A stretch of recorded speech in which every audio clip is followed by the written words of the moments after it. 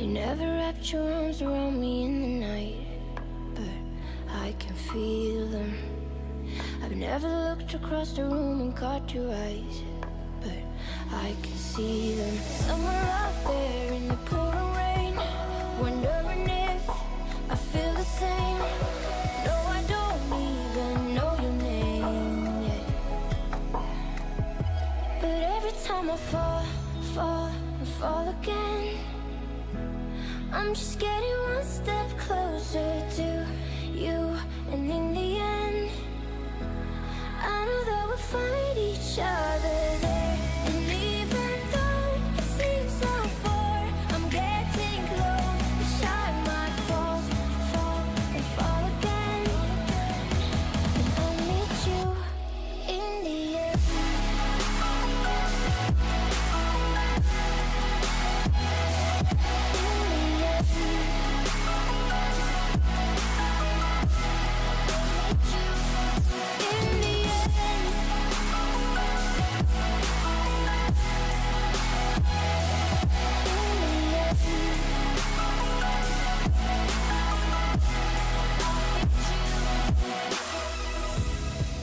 Never whisper little nothings in the dark, but I can hear them.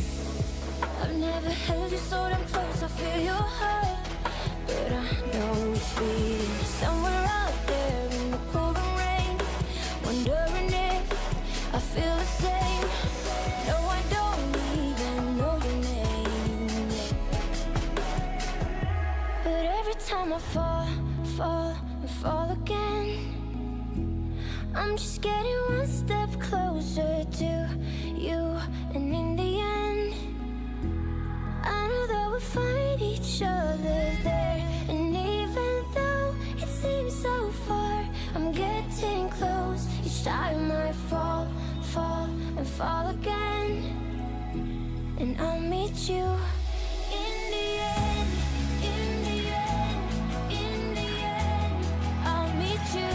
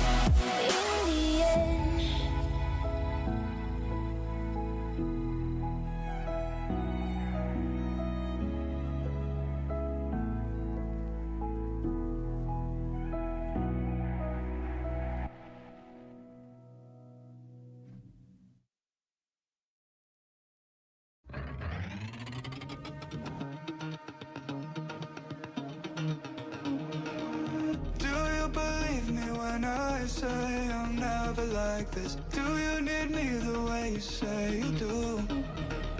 Treading lightly through the water, through the light and darkness. If I'm not careful, my love might consume you. Pulling me back into my body, I wanna take my time with you. Your lips are gonna haunt me if what you say is true. Pulling me back into my body, I'm just a dead man walking, I'm just a pawn, but nothing hurts better than you.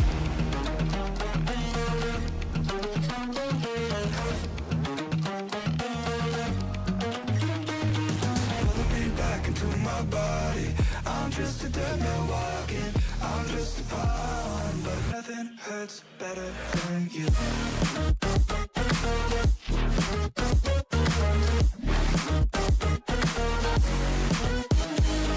Pulling me,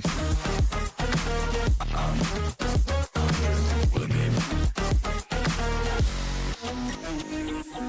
Are we doomed to the fate laid out before us? Can you lift it, 'cause we're the single kiss? Standing on the edge of the ever-growing abyss. Does it really have to end like this? Pulling me back into my body, I wanna take my time with you. Your lips are gonna haunt me if what you say is true. Pulling me back into my body,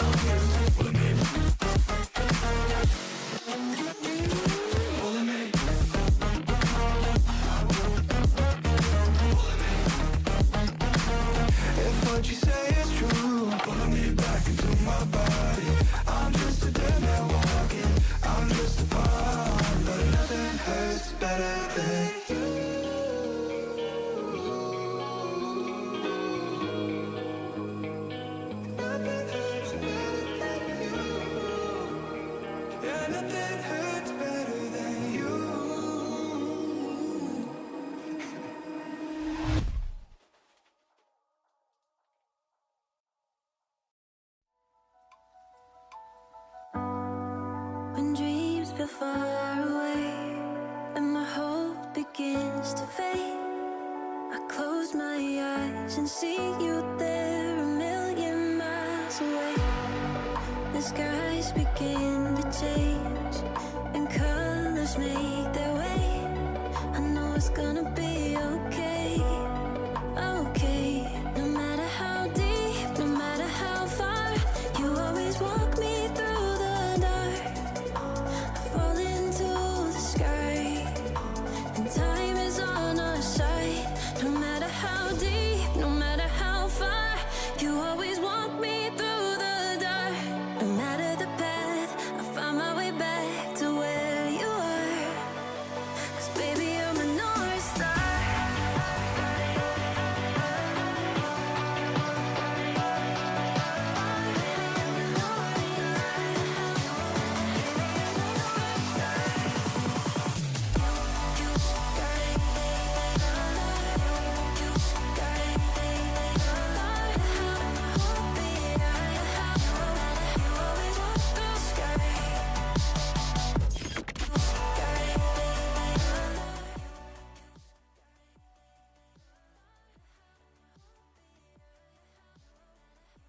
Hello, hello.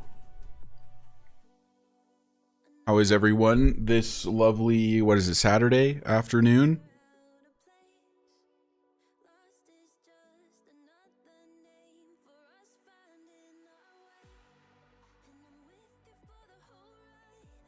Oh, whoops, I forgot I had I had like a test save open, so hold on one second. I'm gonna switch back to the normal save, not spoil anything. What up, bruh moment? Welcome in. Hi, Noah. How are you?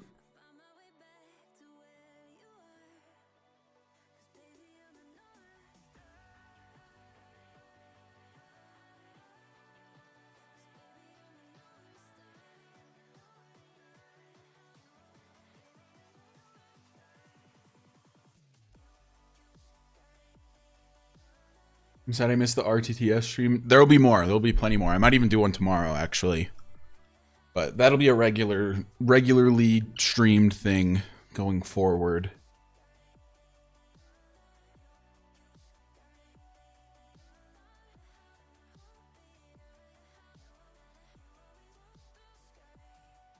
But anyway, hello everyone. Welcome to the off-season live stream for the Denver Broncos going into year number 4. We obviously lost in the playoffs, and the Bengals ended up taking a victory. We'll take a look at that really quick.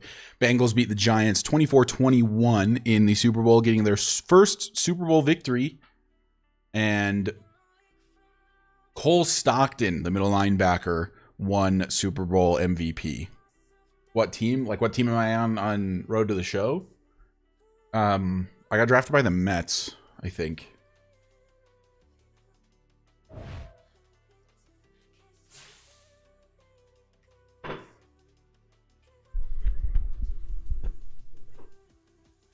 But there's a lot to go over in this offseason. Got a lot of things that this team needs to fix, and a lot of moves I want to make. So first of all, let's talk about what we have in terms of draft picks. It is not very much. We have only actually two of our own draft picks. We have a 4th, a 5th, 3 6th, and 2 7th. So we are not looking great in the draft picks category.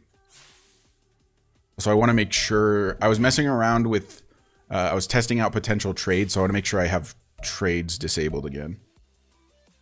I do not, so hold on one second. We got to go to settings and turn the trade deadline back on so that I can't, well, I'm not worried about me making a trade right now. I'm mostly worried about the CPU making dumb trades right now. So we will turn the trade deadline back on.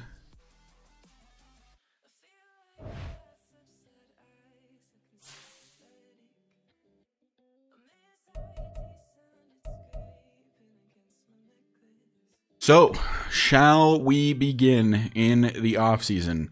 Of course, this Broncos team is pretty good now, but not good enough. There's a bunch of improvements I want to make.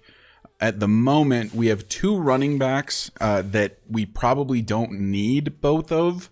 Javonte Williams is a true 88 overall, playing up to an 89. And then we have Spears behind him, a year younger, with Superstar Dev as an 84. No, you can sub whenever. It's fine. I think I have the audio turned off right now on stream, so you're all good. You don't have to feel like you're interrupting. I appreciate the support.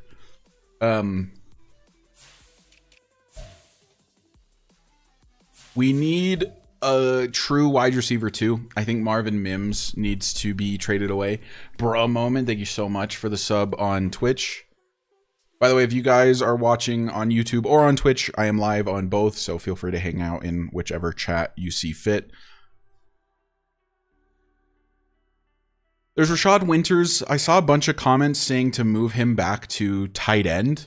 I'm not sure how I feel about that, just because we have Jay Stewart at tight end and he also has Superstar Dev. I feel like one of them is going to be missing out on playing time if they are both at tight end. If you're curious, Rashad Winters is an 82 overall tight end, so he would be a very good tight end for us. And that's part of what makes me want to move him back there, because Chester Truman, obviously wide receiver 1. Winters, I played as wide receiver 2 for the back half of the season, and he was fine, but he definitely wasn't as good as he was as a tight end.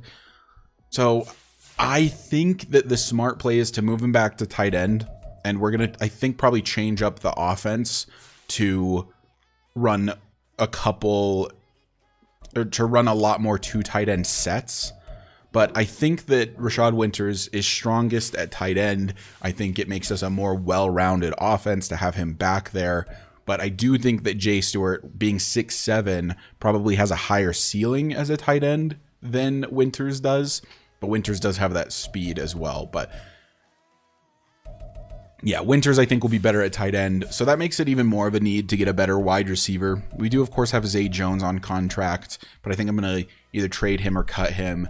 We have Jerry Perry, who is a good depth receiver, has the 99 speed, same as Chester Truman. And then I think Marvin Mims we're going to trade away because he has some value in terms of being traded.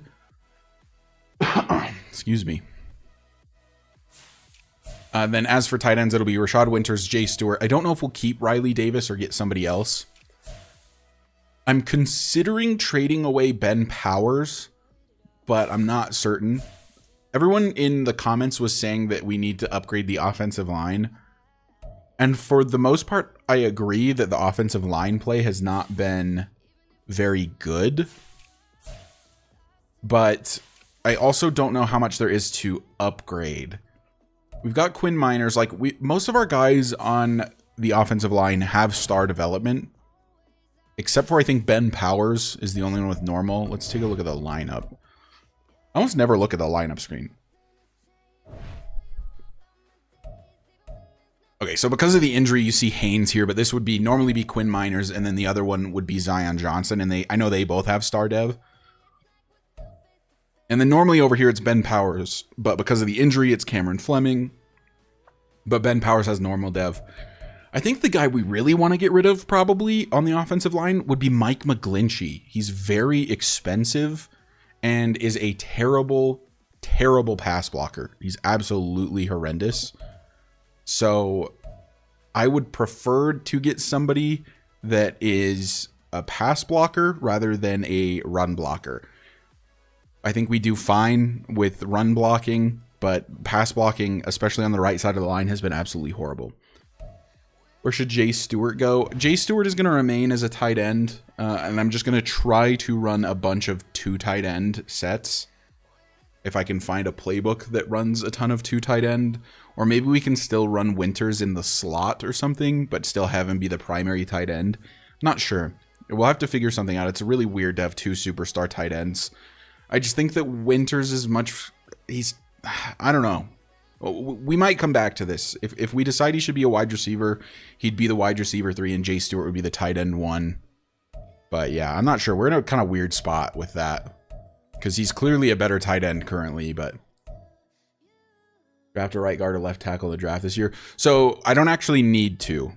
We have Quinn Miners is our actual right guard. He's playing left guard because Zion Johnson is injured. And our actual left guard is Zion Johnson. They're both star dev, and they're both around 80 overall, which is pretty good for offensive line. So we don't need a right guard. This guy was just playing because of an injury, unfortunately. Left tackle, we have Ben Powers. He's an 81 overall. So we don't necessarily need to upgrade at left tackle either, but he is only normal dev. I kind of want to move on from McGlinchey just because he's expensive more than anything else. Because if we look at his contract, he's costing us 21 mil over the next 2 seasons. Currently, I think we would just break even if we cut him. So then we would have next season, we would have more money, but this season it would just be neutral. Because I think we get the same penalty as much as we're saving. Let's take a look. If we look at who saves us the most money to cut, it's Ben Powers, actually. So I'm interested in that because, like, freeing up that money would be really nice. But at the same time, then we have to fill the left tackle spot and probably spend like that amount of money to get a good one again. And then McGlinchey, like I said, is just dead even. So we could look to trade him away. And I don't mind replacing one of the tackles. I think I'm going to keep Powers, but I think we probably trade away McGlinchey to try to get something a little better than him, especially in terms of pass blocking. He's a terrible, terrible pass blocker. Maybe try to get a first rounder out of Mims, and yeah, that could work potentially. But anyway, let's scroll through retirements really quick and then get into the actual offseason. Russell Wilson retired, the former Bronco. Byard retired. Jamal Williams, Jordan Jenkins, Michael Burton, Morgan Moses, Devontae Parker, Micah Hyde, DeAndre Hopkins, George Fant, Taylor Lewan, Laken Tomlinson, Garrett Bowles, Stephon Gilmore, Jake Matthews, Lane Johnson. A lot of big names here. Thron Armstead, Corey Linsley, Zach Ertz, Marcus Peters, and a few other guys who were free agents but might be names you remember, like Chandler Jones, Matt Stafford. Tim Patrick, the former Bronco, retires. Only had a 9-year career. Really struggled with injuries. Oh, Steven Nelson. A bunch of retirements.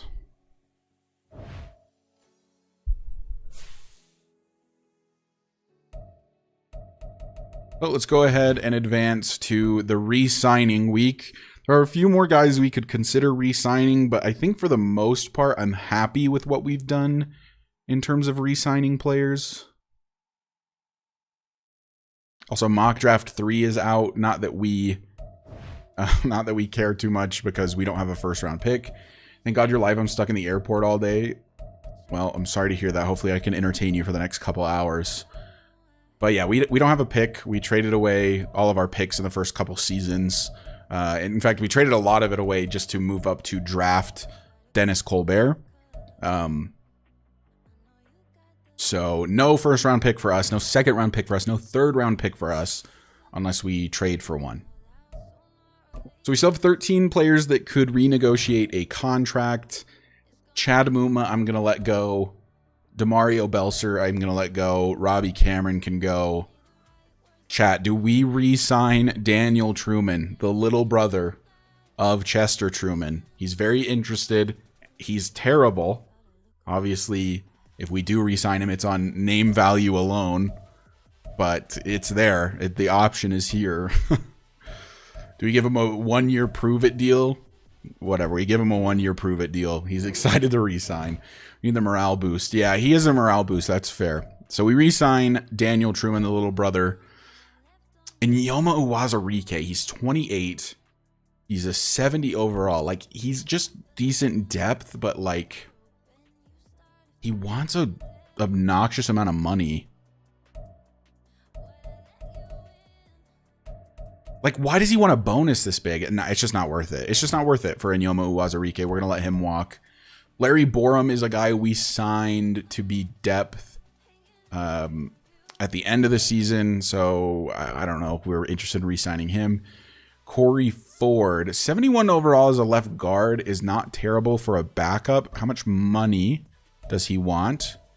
This is not a terrible contract for Cody Ford. It's still a lot, and he doesn't have high interest. I don't want to give him a huge bonus. I mean, if he takes this, he takes this. Yeah, he doesn't, but that is fine. Phil Haynes is not interested. Khalil Mack. So here's the thing. Khalil Mack is regressing. He's very old at this point. He's definitely not the player he was, and he was not nearly the player I was expecting him to be when we signed him this past offseason. He lost 19 points, including -3 on power moves. I saw it. -5 on block shed. These are his ratings now. 75 power moves, 75 finesse moves, 80 block shedding. The most that I think Khalil Mack is at the moment is depth with the upside of having the mentor tag. So depending on the money he wants, I'd bring him back for a year, but that's just too much, man. Especially a 6.6 bonus. I can't justify this. I just can't. Like I would have to go. I'd have to go. I mean, this offer is genuinely going to be terrible for Khalil Mack. I don't know if he's going to be on a team at all next season if he doesn't sign with us. But I'm lowballing the hell out of him. And if he wants to be on the team, he's going to have to accept like a terrible, terrible contract. I'm down to have him because I like the mentor tag, but yeah, he's going to test free agency. That's fine. I think we actually might be able to get him for super cheap in free agency because I low-key think that nobody is going to be offering him anything. Cameron Fleming has been on the team for a couple seasons now as a backup left tackle. He's also starting to regress, at least I would assume.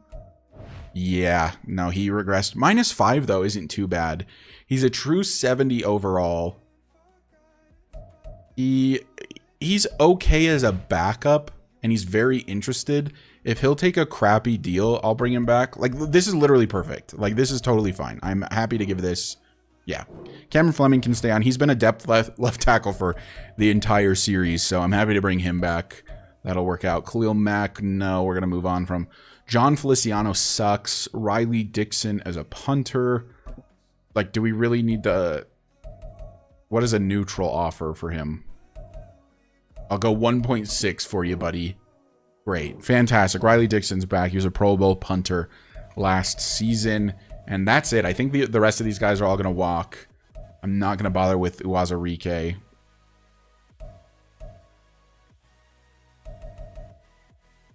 Yeah, those guys are all gone. So no more re-signings from that round. We'll go ahead and advance to free agency. We have a decent chunk of money. We don't have a ton of money. We have 36.7 mil to work with and a decent chunk of needs. Also, the combine results are in. We'll scout college players in a minute. So first of all, let's talk about things that maybe we need. So maybe a new right tackle if we want to trade McGlinchey. By the way, our trade's open at this point. Can we now start trading since free agency has started? Maybe we look to do that first. What are the Broncos going to do about QB? I low-key, we can start trading now. I low-key think that the Broncos are going to draft JJ McCarthy way earlier than he deserves. Yeah, that's my prediction, honestly. So what can we get for Mike McGlinchey just straight up? Like, what are the offers from Madden? They're terrible.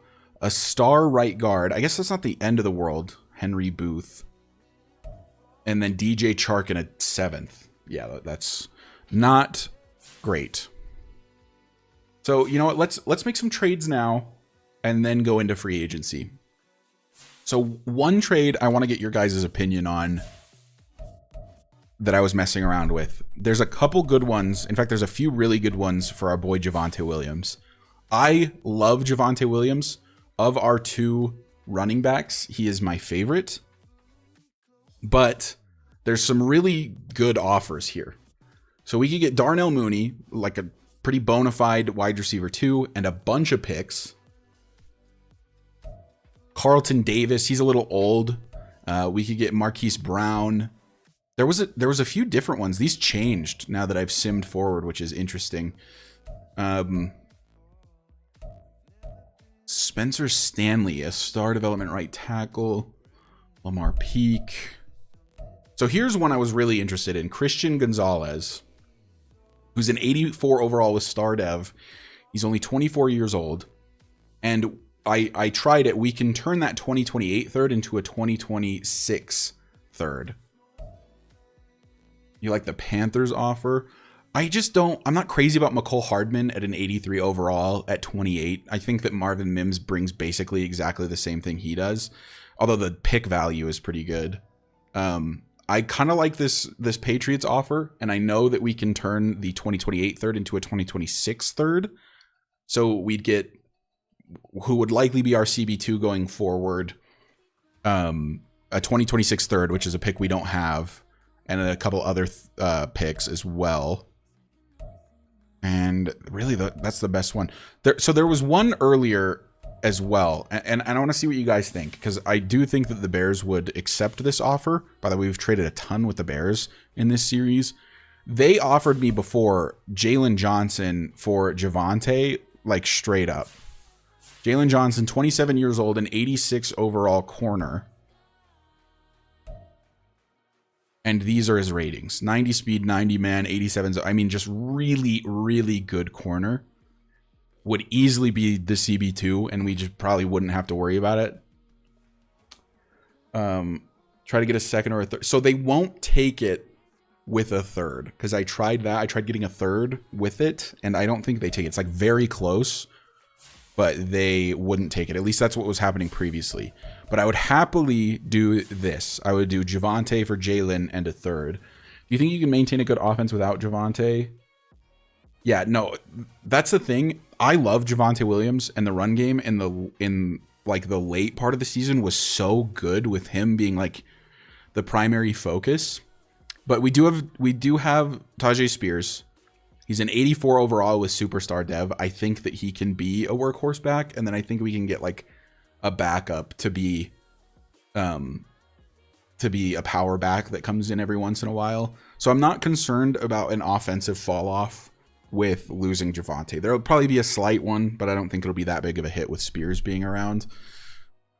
I do think that Jalen Johnson is a significant upgrade at corner. And the Bears are very weak at running back. I did confirm that like this is a trade that they likely would take just because this is their running back. It's Pat Pope, 76 overall, normal dev.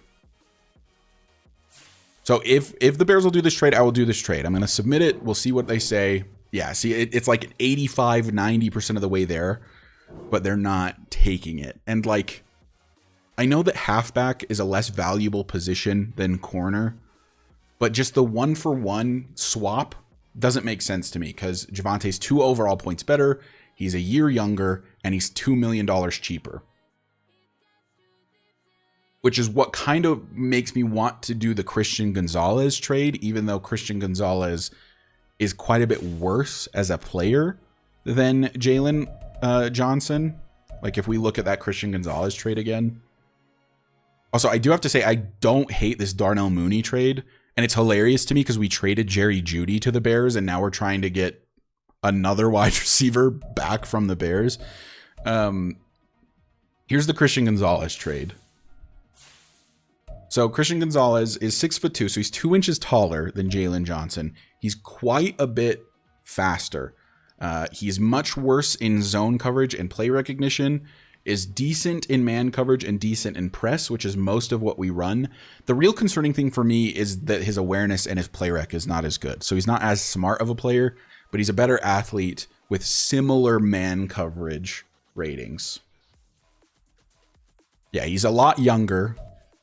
So I do think that this trade is pretty worth it, but I'm going to see if I can get a third for this season instead of 2 years from now because we need picks now, not later. So we'd get this, I think, is probably the best offer on the table from anyone. We give the Patriots, who do need a running back. I will verify that for you guys. They're not good at running back right now. They have Marco Mitchell, 76 overall, and Michael Smart, 74 overall. We get Christian Gonzalez, who is actually about 2 million cheaper than Javonte. We get a 4th next season, another 6th this year, which means we have 4 6ths, by the way, and then a 3rd this year as well. I'm just going to see if they will accept a 5th instead of a 6th. Oh, they don't have a 5th. Okay, well, fair enough. So let's submit the offer. Javonte Williams, is he going to be a Patriot? He is. Christian Gonzalez is the new CB2 for the Denver Broncos. Javonte Williams is a New England Patriot. And we have a 3rd round pick now. So we move up a little bit in our draft position. So I think all in all, it's a trade that benefits both sides. We also save a little bit of money by doing this.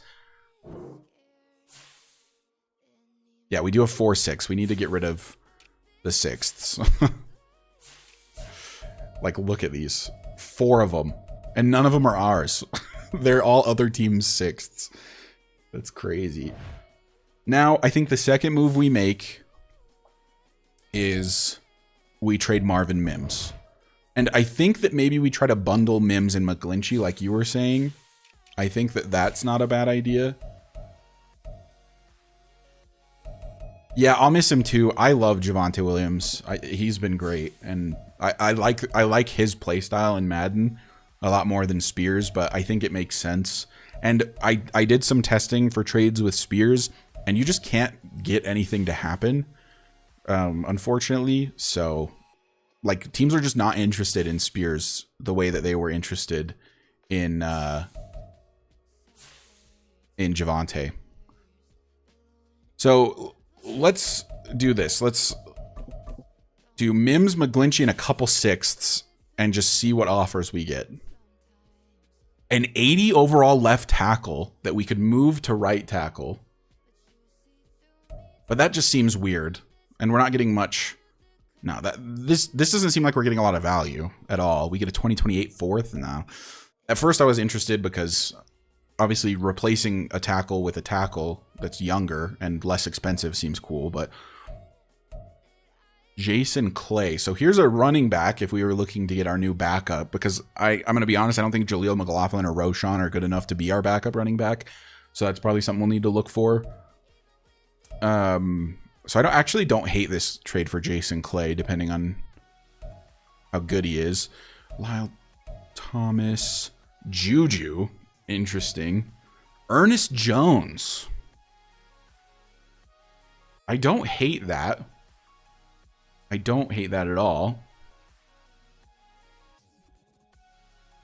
We could, oh dude, we could get Ernest Jones and switch back to a 3-4. Zach Allen could be a true nose tackle. That's very tempting. Our middle linebacker, dude, Drew Sanders, Ernest Jones, middle linebackers, that is solid. If we switched back to a 3-4, that'd be really nice, actually. Ooh, Uchenna Nwosu, a decent pass rusher. We do need a pass rusher opposite of Baron Browning. Andrew Farley. I'm not crazy about any of these, to be honest with you. Let's see what we can get just straight up for Mims. Just one for Mims. We get Mike Evans, who's super old and very expensive. No, thank you. Keegan Rodriguez, no. DJ Chark, no. John Michael Schmitz, no. Bill McDonald, no. Jonah Jackson, no, he's too old. Brandon Jones, I'm not crazy about any of these. Cole Strange and a bunch of picks from the Pats. The Pats are loving trading with us right now. This is not a terrible trade because of the picks, but it's not great. Yeah, these are not good. And Derrick Henry. How is he still superstar X Factor, by the way? 77 overall. That is super, super funny. I think try to get Ernest Jones. I don't hate the idea of that. It's just that there are other needs more than middle linebacker, but we did just lose Chad Muma, so it's not the worst. I will definitely heavily consider that. Let's try to make our own trade. What what teams need a receiver? Let's check that. So the Bears obviously don't. They have Jerry Jeudy. God, they're loaded at receiver. So are the Bengals. So are the Bills. The Browns are not great at receiver, but they have no cap room.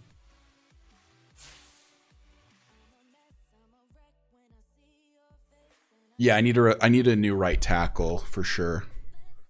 So yeah, right tackle is a need. There's a couple other dudes we could potentially trade away. Puka Nacua is on the Cardinals with superstar dev. That's funny. No, we're not trading with the Chiefs. No. Wow, everyone has good receivers. Okay, the Giants, who just lost to the Super Bowl, are terrible at receiver. Marvin Mims would be the #1 receiver on this Giants squad. So just to test the waters, how close are we on just a Mims for the 31st pick of the first round? A little over half, which isn't bad. And what if we give up 2 sixths? In my experience, Madden does not care about sixths. Like, this is basically not going to move. It moved a little bit, but it's still not there. What players do they have that maybe I could snag? So we'd be looking for like an edge rusher, potentially. Boogie Basham. Dexter Lawrence, obviously not going to happen. Azeez Ojulari. Is he a pass rusher?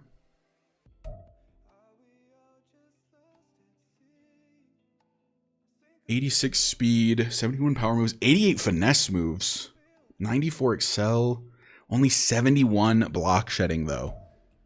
I don't hate getting Azeez Ojulari. He's only 26 with star dev. Oh, Kayvon. Ooh, is there some way we can make this happen? Can we get Kayvon? How close are we just straight up? Not close. I would love to get Kayvon Thibodeau. You're saying offer Mike McGlinchey as well? What are they like at right tackle? If Evan Neal... It doesn't make a ton of sense for them to try to get McGlinchey. McGlinchey is 1 overall point better than Evan Neal, but 5 years older. And at left tackle, obviously, they're killing it because they have Andrew Thomas, who's a 95. So, yeah, giving them McGlinchey doesn't make a ton of sense. Wish there was some way, like, I wish there was some way I could... Wow, they won't give... Yeah, they don't want anything for Kayvon. Yeah, Giants probably not the team. What other... They're probably the weakest team at receiver, if I had to guess. The Jags aren't great at receiver, because Ridley's regressing. Christian Kirk is quite good, though. So no, Elijah Moore would be the wide receiver 2, so probably not. Oh, the Jets would get a wide receiver 2 out of Marvin Mims, because they only have Garrett Wilson. Okay. And what about... Is there some way we could snag John Franklin Myers? Probably not.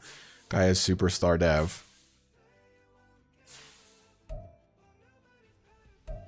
And they don't even have it. Yeah, no, they don't have any pass rushers. We got our corner too, so we're not as worried about that. Who's their strong safety? Kai Neal's normal dev. No, I don't think the Jets are the team either. Who do they have at right tackle? Mekhi Becton? That'd be... I would consider Mekhi Becton an upgrade from McGlinchey, probably. There's not a lot of teams that are in need of a receiver, unfortunately. Okay, wait a minute. The Packers. Mims would be the #1 receiver on the Packers. Oh, hold on a minute. Rashawn Gary, thoughts? What could we could... Oh, I just had an idea. If you guys remember, Zach Allen was originally an edge rusher. So we could move Zach Allen back to right end and we could get Kenny Clark potentially.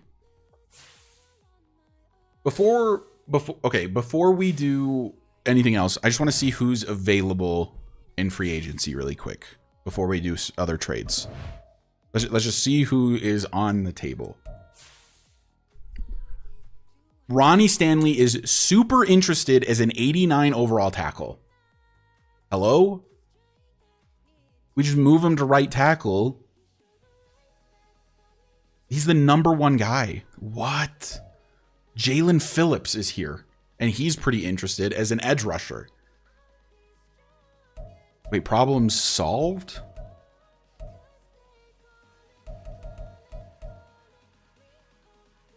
Yeah, no, I'd love to get Ronnie Stanley. God, he wants so much money, though. Holy cow. Like, look at what that does to my cap. 4.42? What is my total cap space? I have 30 mil.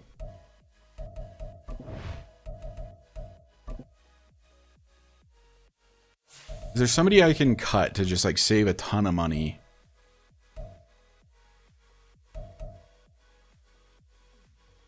I like Jonathan Cooper because he's good depth, but like we could cut him. We could cut Tyreek Stevenson. Or trade him maybe. Man, we don't have a lot of money to save on this team right now. Ben Powers is our most in terms of savings.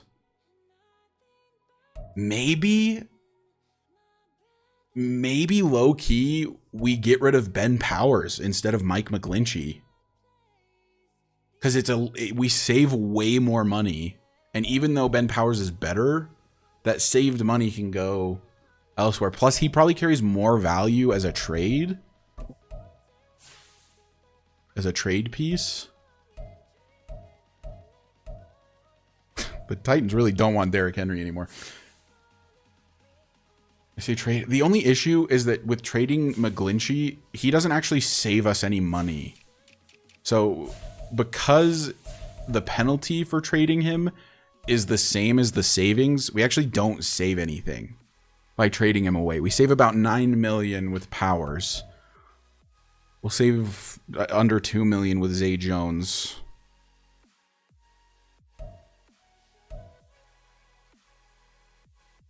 We're kind of in a pickle financially, I feel like. Freaking PS2 had to have the massive contract he got. Zach Allen makes a ton of money as well. But we can't save any money with him. Baron Browning makes a ton of money. Yeah, look at that. We lose money with like all of these guys. I wanted to get rid of Damari Mathis as well, like trade him, but we lose money trading him away. Oof. What's the plan for the draft? It's hard to say because we don't have a lot of picks. We just traded away Javonte Williams to get our new CB2 and a 3rd round pick, but we don't have a 1st or a 2nd round pick. This is tough, man. This is tough. I don't know if we can go after Stanley. I don't think we can. As much as I would love to, we don't really have the finances for it. Wow, the right tackles are bad. We could get Trent Brown, but at that point, that just feels the same as keeping McGlinchey. You know what I mean? Unless, is he better in pass protection? He's a lot better in pass protection than McGlinchey is. Okay, so how much money are you going to cost? More. I believe that this is more money than McGlinchey. Good Lord. Man.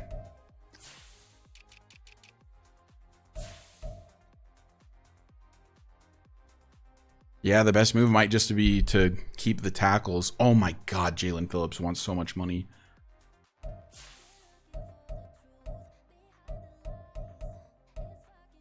Reader. Wow. I was hoping to make some moves in free agency. I don't know that we can. But honestly, if we were going to make one move, it should probably be to get Ronnie Stanley. It would shore up our offensive line so much. It's just that he'd only really be on the team for the one season.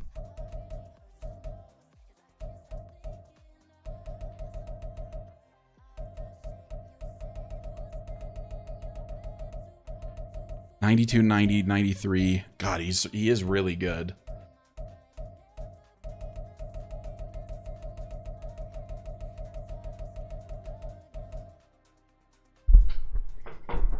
Yeah, I think we still trade Marvin Mims. And I wonder if we can get a tackle out of somebody for Mims. And then maybe trade... Actually, here's a question. We could free up quite a bit of money if we trade Ben Powers and Marvin Mims. So what if we do that and then try to get Stanley over Powers? The big reason I want to get rid of McGlinchey, though, is because he's so awful in pass coverage. His pass coverage ratings are horrendous.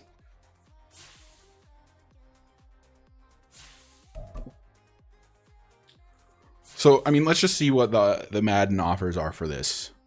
A different left tackle, Braxton Jones, who's about $4 mil cheaper. And some picks. It's actually not bad. We get a little bit younger, a little bit cheaper, with star dev, and a few picks.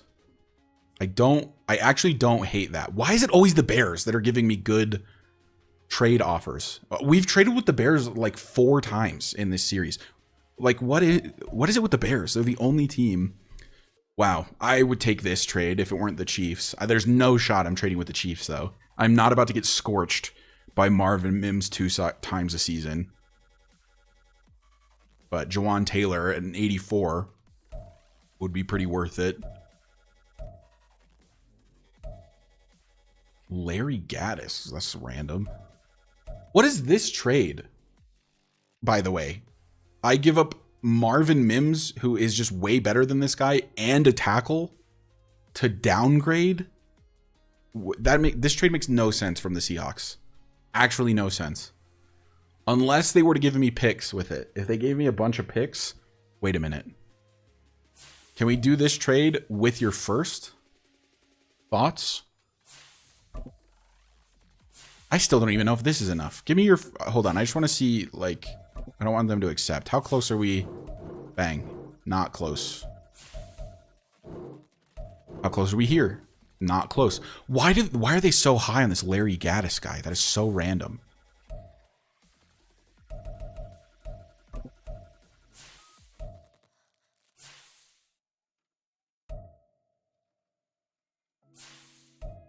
Yeah, I don't know. That trade makes no sense for me at all. Other than just, like, freeing up money, I guess.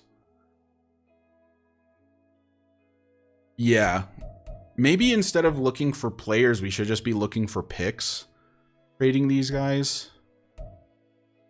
Like, Mims, I do think that Mims, as young as he is, and as good as he is, and as cheap as he is probably worth, like, a late first round pick.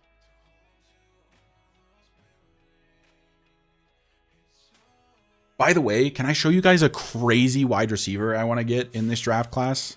That's like a 3rd or 4th round guy. I can't remember if I showed this in a video. Absolutely insane. I've done very little scouting this season, by the way, just because I have no picks. But, where is he? Cole Langford out of Oklahoma is 6'9". He is 6'9". What? And he's a slot archetype at 6'9". Absolutely wild. He is very slow, unfortunately. He has marginal speed. But he's not a bad player. He's got A, catch in traffic, A, spec catch, and B, short route running. Like, D catching kind of sucks. But at 6'9", bro, you just throw a high ball for this dude every time, and he's catching it. It's actually crazy. He is insane. Oh, I don't have him added as a favorite anymore because I did that in my test save. Whoops. But yeah, that guy, 6'9". I'm very interested in him. Hail Mary, absolutely. Yeah, you just bomb it deep to that guy, and he's just way too big. Although you already know that it's just not going to matter in Madden, unfortunately, which is stupid because you know that a 6'9" receiver in the real NFL would probably dominate. Like, that's like LeBron James as a receiver. That's wild. That's insane. Okay, so instead of looking for players,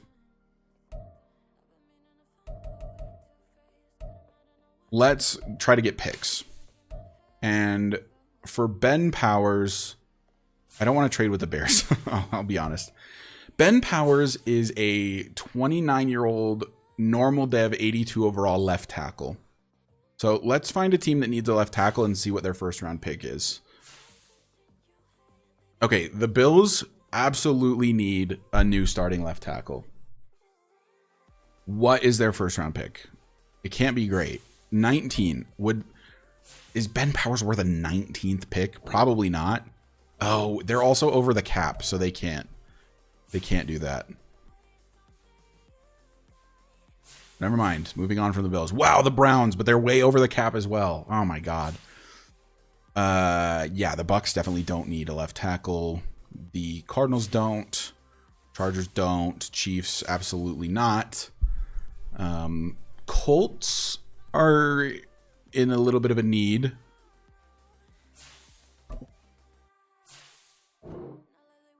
Dude, all of these teams and their salary cap. All right, well, let me find a team that... Look at the Dolphins, by the way. Negative 99.5 million in cap room. Actually crazy. Okay, the Falcons have cap space. And they have a terrible left tackle. I'll take Bijan. Thank you. Okay, I think that a 28th pick for Ben Powers is not bad.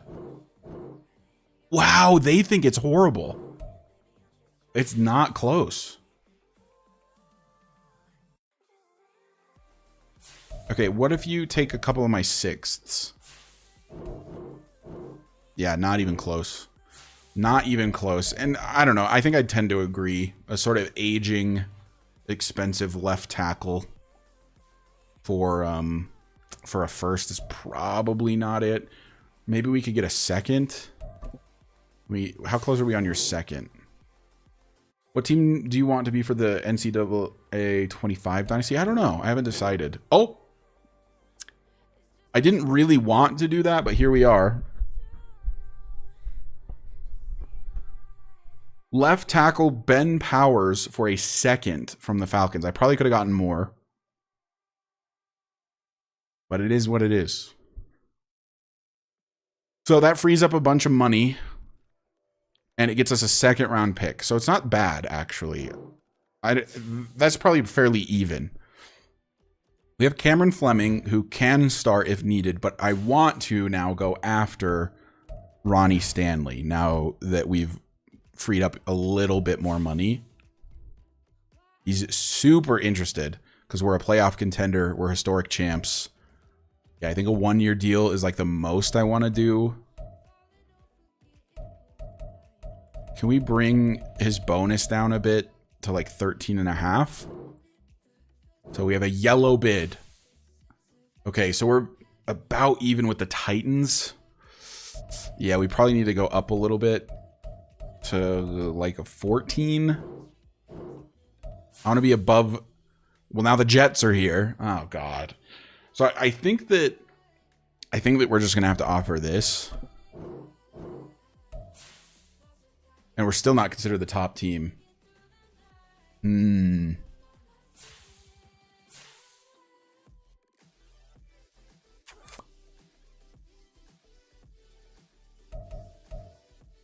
So what if we up the salary to like a 13, but then we go down to a 13 on the bonus, so 13. I just hate bonuses being so huge. Nah, that's actually worse.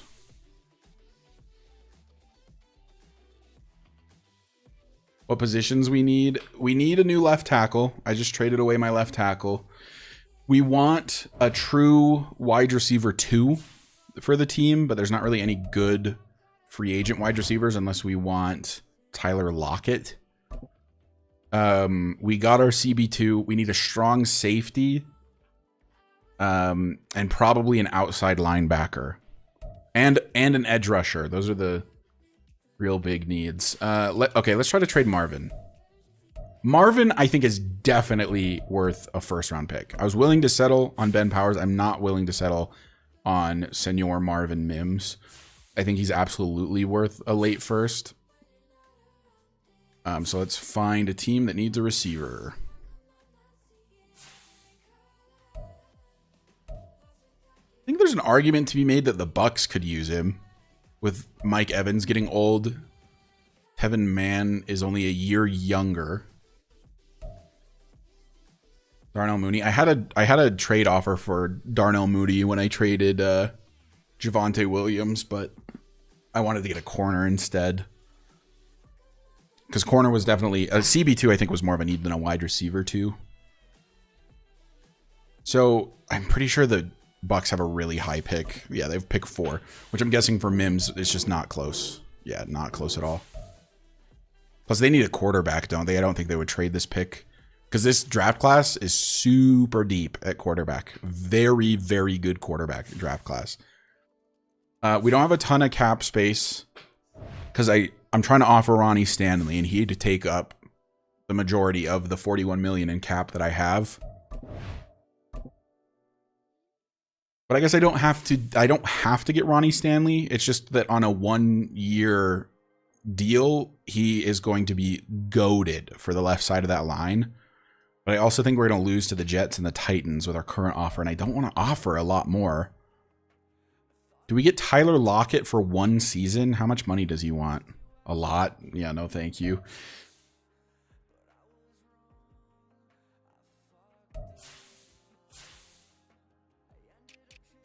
We're in a weird spot. We are in a weird spot for sure.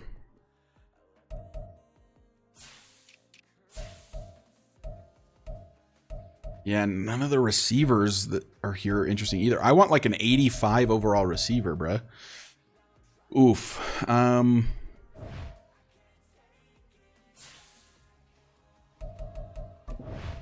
of in a pickle. We're in a little bit of a pickle here.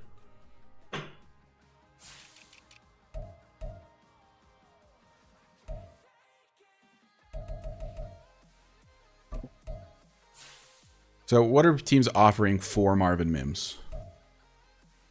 Bro, the Falcons hate excuse me, the Falcons hate DJ Chark. They are offering me him for everything. No, Jonah Jackson's too old and too expensive. No. Cole Strange one is not bad.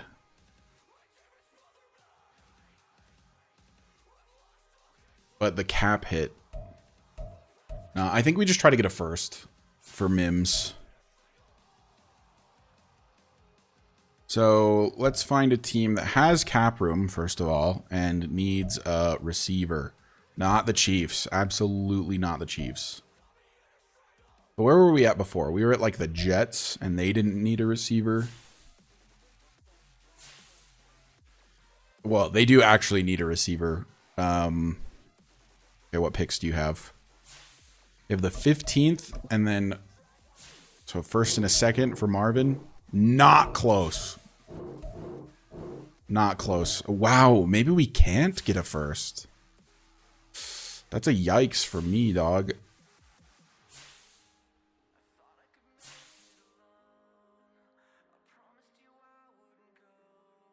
So the Packers need a receiver. Hold on, I don't want them to accept this. I just want to see how close it is. Okay. What about the 21st? Not even half.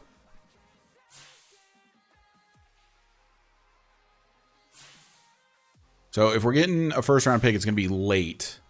What if we go back to the Giants? Giants are absolutely horrendous at receiver. Marvin Mims would easily be the number 1. They have the 31st pick, which they might be willing to part with. That's about half. What about just the first? Still not that close. And this is the team with the worst wide receiver core in the NFL that just lost the Super Bowl. Probably because your wide receivers suck. Let's maybe... You want a couple sixths? No. Dude. Marvin Mims, not as valuable as maybe I thought he was. Even though... Doesn't he still have star dev? He does. Well, I don't think we're getting a first out of Marv. Old Marv here.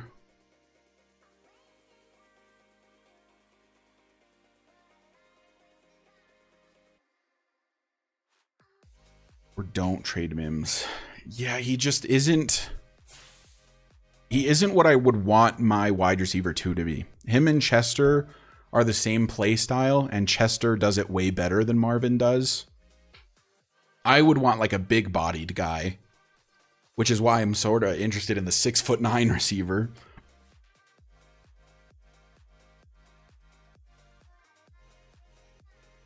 So I feel like trading Marvin makes a ton of sense, but it might have to be more of a package deal to get anything worthwhile. What about Devin Bush? He's 28 and he's only an 81. What if we combo these lads here?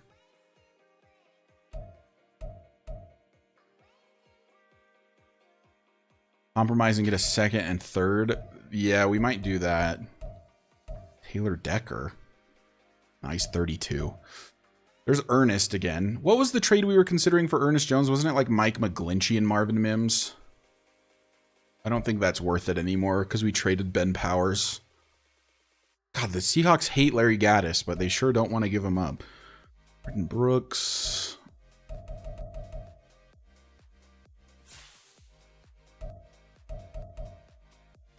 Yeah, I think we trade Marv here.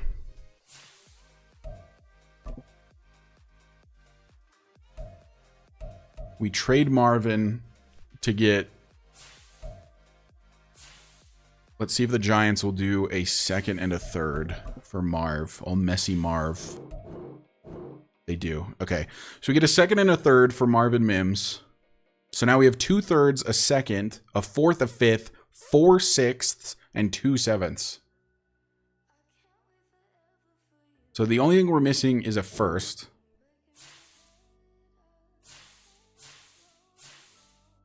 Who has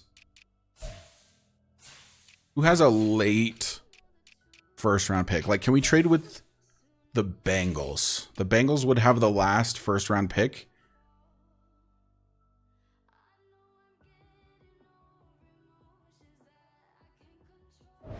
Let's see. Let's see what we can do. But Marv is gone, so now it's just Chester Truman, really, at wide receiver.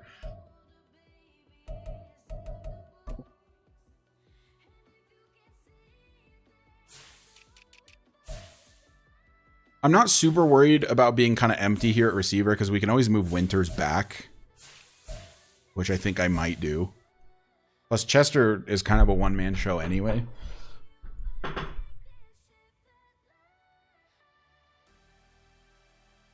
What's wrong with just keeping him? Who, Marvin? Or who are we talking about?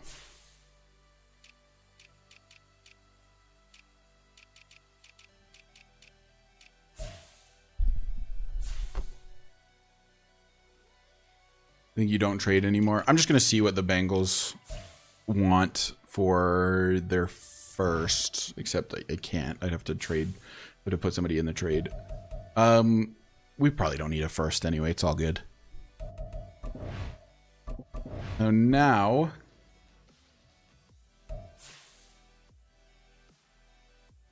do we go all out on trying to get Ronnie Stanley? Or do we get some other dudes? This is a really weak free agency class, just by the way. Do we go after Ronnie Stanley? Do we try to maybe get Jalen Phillips? Jalen Phillips would be a huge upgrade for us in terms of edge rushers. He would be our best edge rusher by a significant amount.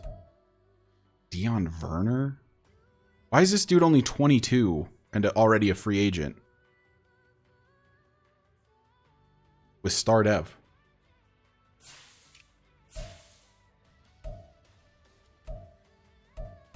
I do need a backup middle linebacker now because I cut Chad Muma.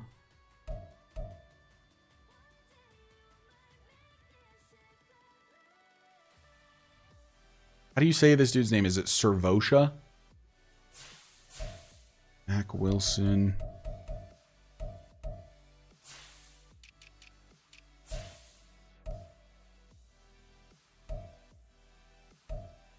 There's Khalil Mack.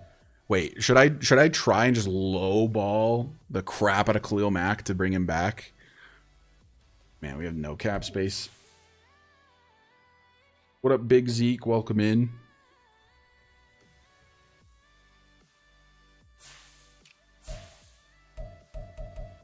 Rick Armstead. Dude, this class is so bad.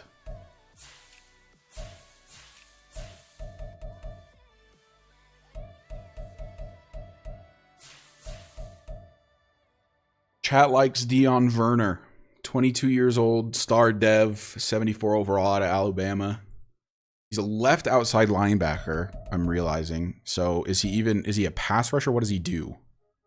He's a run stopper, 88 tackle. He is not a pass rusher at all. What up, Wyatt? Welcome in. He's not particularly fast. He has terrible play rec. Not slow either. He's not good in coverage. What is my man good at? He's like good at everything, but also nothing. You know what I mean? This is a weird player. Is he cheap? I mean, if he is cheap, he is cheap. I don't see an issue with bringing him in if he's inexpensive. But also, like, he's just not going to play. What's the point? He's not good at anything I'd want him to be good at.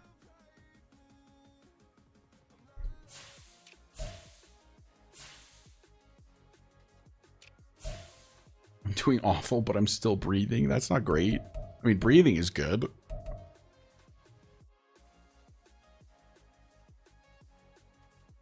Yeah, we can't afford Jalen Phillips and Ronnie Stanley, unfortunately.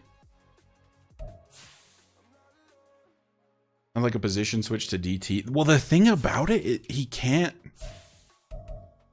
rush either. Like, he has decent block shedding. In fact, I think he had really good block shedding. No, actually not really good. 76 block shedding, so decent at best block shedding. But he has no power moves. He has no finesse moves. Yeah, this guy's weird. I don't know. He's not good. How's he a 74 overall? All right, this start of the stream is taking forever, but this is a weird, we're in a weird situation. The wide receiver free agents include Tyler Lockett, which low-key, if we wanted a good wide receiver 2 for one season, Tyler Lockett can very much be that, although he's another short dude, and I'd prefer a bigger receiver. Drew Sanders and Jack Campbell linebacker core could be fun. Should we switch to a 3-4, chat? I was talking about that earlier, getting another good middle linebacker and going to a 3-4 instead of a 4-3. Yeah, you saw Jamison Williams. He's just not interested at all. He is super fast and he's 6'2". Like, he's good.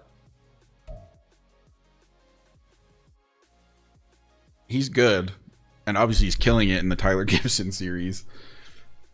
He just has no interest, and I think he's going to be too expensive.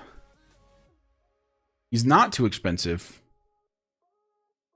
Hold on. Can we talk about the wide receiver core we might have if we got JMO? We would have Chester Truman, 99 speed, 99 XL. Jamison Williams, 98 speed, and I think like 97 XL. And then Jerry Perry also has 99 speed. We'd have 3 99 speed guys, potentially as the top 3 receivers. That'd be hilarious. I feel like it is tough to get QB pressure at 3-4.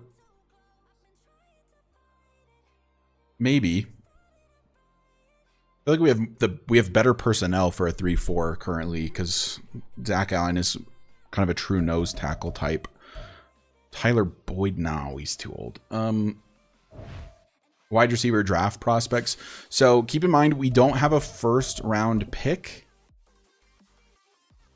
but there might be guys in the second round that are good. So Derek Scott is the #1 guy, 6'2". It's not fast. I'm not crazy interested in him. Does seem to be pretty good just like as a player right out the gate. J-Mo's a stud. Yeah, I have J-Mo on my team in my quarterback superstar series, and it has been very good. Marcus Tarpley. Joe Singh. He's only got good speed, so he's slow and he's short. But yeah, I mean, yeah, you're right. Those intangibles are crazy. And he's not slow. He has good speed. Oh, these guys are all short. What about DeMarcus Stockton? Great speed, marginal acceleration. He ran a 4.42, which was 8th.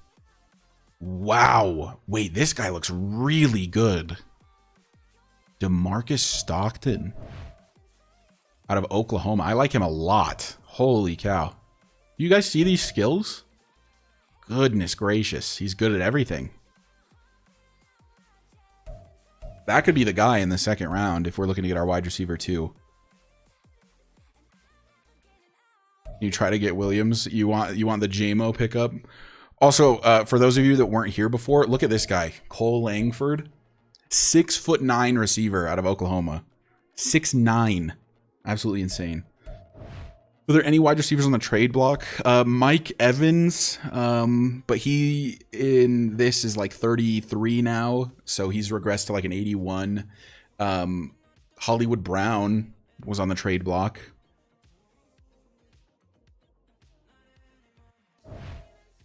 So if we do go after J-Mo, then that's like our only free agent moves. Just so we're all aware. Because if we get Ronnie Stanley and we get J-Mo, that's like all of our money. That is basically all of the money unless... Oh, I forgot. In this year's Madden, you can restructure contracts. Should we do that? Free up some... That might be a play, actually.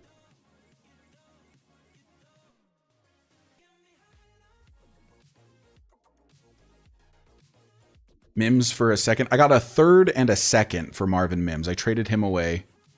So we got a second and a third. So now we have a second, 2/3, a fourth, a fifth, 4 sixths, and 2 7ths, I think.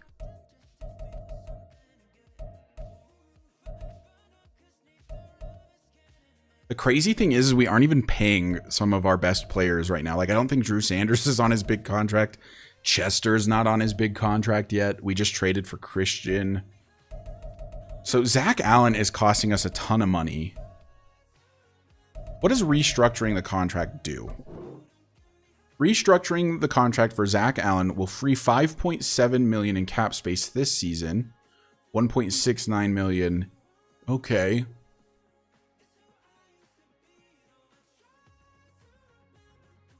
I don't hate this idea.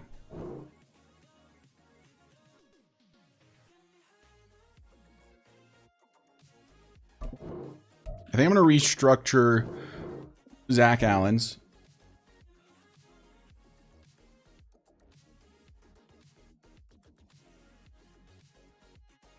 Yeah, Zach Allen's really good. Although he's still only an 82, or sorry, an 84 true overall. But he's pretty good. But Jack Campbell got to be a must, not going to lie. What team is Jack Campbell on in this, I wonder? He was drafted to the Lions, right? In real life? I feel like it's not a must at all, though. Middle linebacker, not a huge need for us.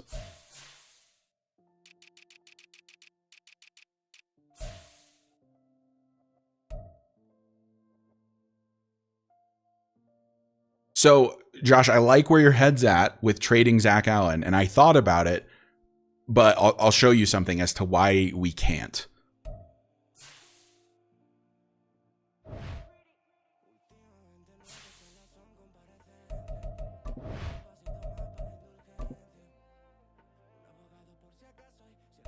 Because I agree. I would actually be willing to trade Zach Allen. But if we do, we take a 42.8 million penalty and negative 30.9 million in savings. So it actually hurts our cap room to trade him away. Like it would ruin us financially for this season. We would look great in future seasons. And he is 29. Like he would have a lot of value. Don't get me wrong.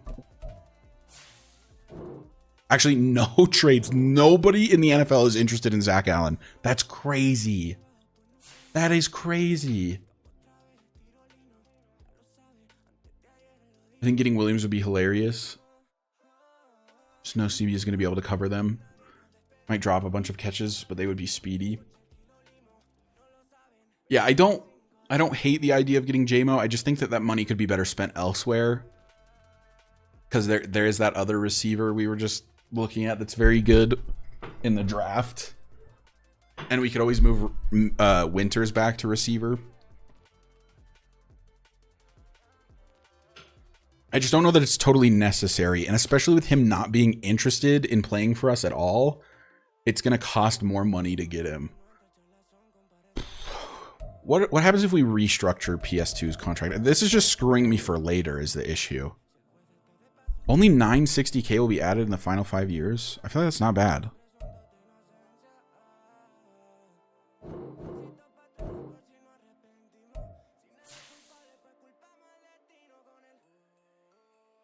I'm just saying Sanders and Campbell could be a deadly duo. Yeah, if we were running a 3-4, I would agree. Currently, we're in a 4-3, so it doesn't make a ton of sense at the moment. But if we did switch to a 3-4, it could work. Hold on. Let's look at team schemes for a second.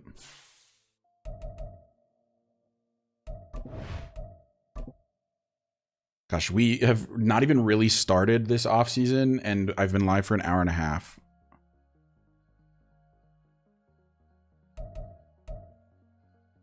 By the way, these are the playbooks I run, if you're curious. Wow, we are a 100% scheme fit in base 4-3. No way. Are you doing draft today? Yeah, we'll be doing the whole offseason today. That's actually crazy. I've never seen a 100% scheme fit before. Okay, well, we're staying a 4-3 then, if we're a complete scheme fit. That's kind of sick. Yeah, we could move him to an outside linebacker. By the way, I want to change Christian Gonzalez's number. Yeah, because 30 is retired in Denver. I think, right? Isn't 30 retired? Terrell Davis. Why am I remembering Philip Lindsay wearing 30? Am I crazy? Oh, wait. No, 30 is retired. It has to be, I'm sure. I mean, he wore 19 in New England. Might as well let him wear 19 in Denver.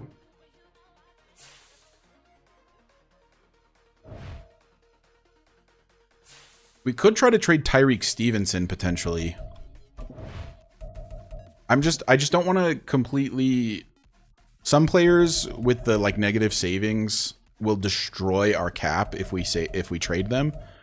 I just want to make sure that Stevenson isn't one of those. Or even is he? Stevenson.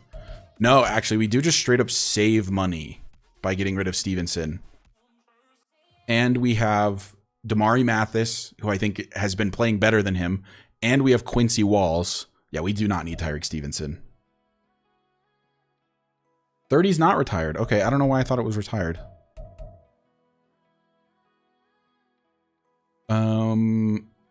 Yeah, let's try to trade Reek Stevenson.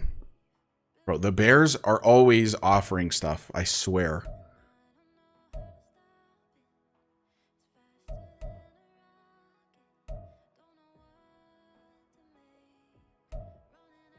Man, these all suck.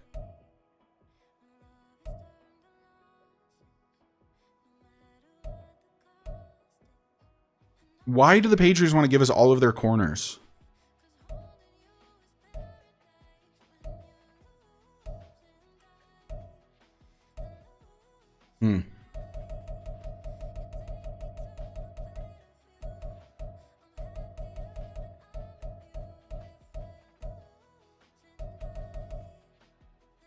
Trade him for picks. Yeah, we could. He's super cheap at the moment. Is he still on it? He must still be on his rookie deal if he's only a 1.5 mil cap hit. Like a second and third again, maybe? Yeah, I think that might be the wave. So the Bears do actually need corners. Who are their corners? No, they have Jalen Johnson, but they don't have anyone other than that. Wait, we got Tyreek from the Bears. It'd be hilarious to trade him back to the Bears. That'd be super funny. Swap Jonah Jackson for Jack Campbell. You really want me to pick up Jack Campbell? Who else needs corners?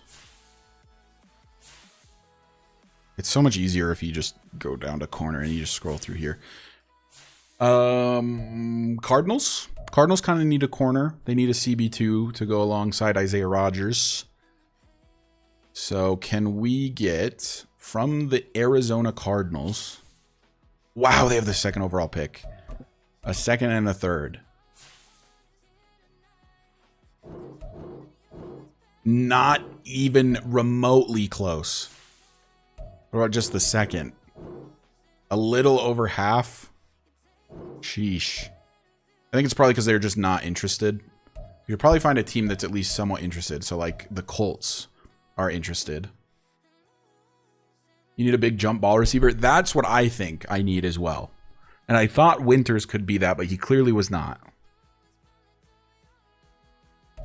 We need somebody with like good, spectacular catch and catch in traffic to just go up and catch stuff. That's personally my take as well. What picks do the Colts have? So can I get your second and your third for Tyreek Stevenson, Indianapolis Colts? Ooh, that is close. That is close. Okay. What if we gave up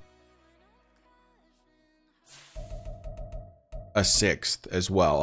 I have way too many sixths. No, it basically doesn't move. Madden does not value 6th round picks. What if instead of a second and a third, we just do the first? Trade to get back Cortland Sutton. Low key, we should have kept Cortland Sutton when we traded him originally. I think.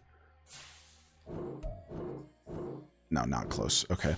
They'd probably do just the second, but I don't know if that's enough value. So do we go like a second and then maybe another pick next year? Maybe like this year's second and next year's second? Wow, very not close. This year's second, and I could just get another 5th for this year, but how much do we really want picks this season? I don't know. Next year's 3rd? Why do you guys have none of your 4ths? Oh my god, it's so close.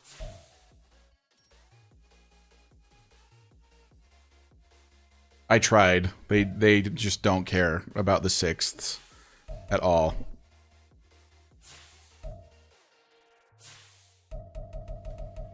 I could try 3 of them. Okay, cool. They took they took 3 6ths. 3 6ths this year and Tyreek Stevenson to the Colts for another second and a third. So there you go. We still have a 6th round pick, but now we don't have 4 of them. We have 2 seconds and, gosh, what, 2 or 3 thirds now? So we still don't have a first, but we might be able to get one. We've just accumulated a ton of picks.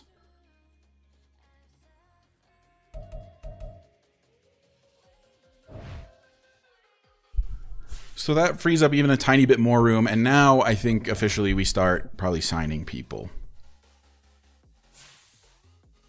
So I think we go after Ronnie Stanley. I do. I think we do. I think we have to. I think our offensive line play on the right side of the line is absolutely horrendous. Oh, he's a left tackle, actually. So that should be his favorite offer. It is. And we still have a little bit of money left over to go after somebody else. I kind of... Oh my god, Jimmy G is interested. I kind of want to get a new backup quarterback. But...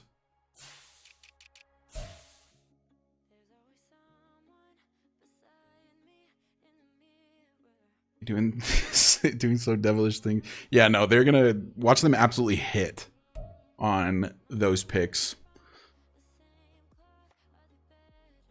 So Brum Moment in the Twitch chat really wants Jameson Williams.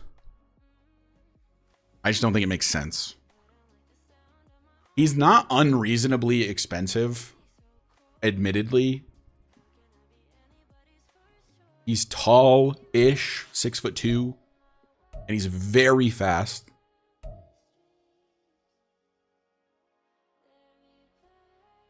He does not have good spec catch though, and I want like a big-bodied go up and catch it type of guy. Ew, Chase Claypool. He has 90 spec catch. It's like exactly what I'm looking for.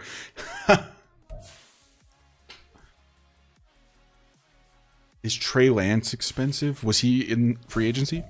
Oh, he is. Yeah, kinda, actually. What the hell? Why? So much. That bonus is huge.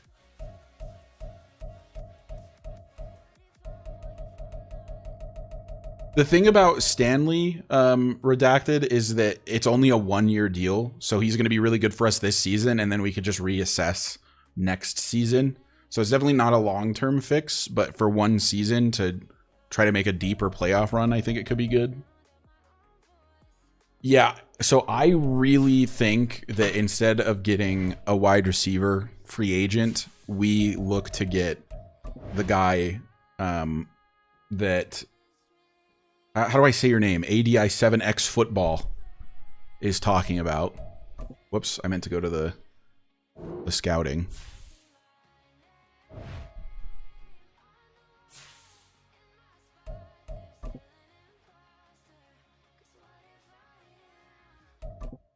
Which is DeMarcus Stockton. He's around 1 to 2 projection. It's a matter of if he falls to us. But he's 6'3", has really good physicals, and has B spec catch, A catch in traffic, A catching. Like, I think the guy is the guy. I really think he could be an elite wide receiver too. Yeah, DeMarcus Stockton looks really, really good. He looks like he might be the best receiver in the class based on a few of these things. And he's got great speed at 6'3", so he's probably going to be like low to mid 90s. Yeah, I just have to make sure we get him, right? That's the issue. He's around 1 to 2 projection. Let's look at the mock draft. I wonder if anybody in the first, because I think our second round picks are kind of late. Sorry, mock draft, not prospects. Dalton Greenfield is projected to go first overall. Oh, lots of edge rushers. Okay, not a lot of receivers are projected to go. Oh, that's mock draft 1. Sorry, let me look at mock draft 5. This is a much better idea. Wait, what mock draft are we on? 3. So here is what is projected. I'm not seeing... So there's Derek Scott. He's the clear number 1 receiver. There's Joe Singh. There's Mark... Okay, so now the wide receivers are going. There's Carlos Sweat. Yeah, I don't know.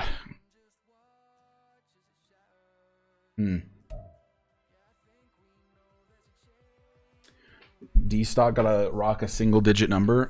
Are there any more available? 3 might be up for grabs still after we traded Russ.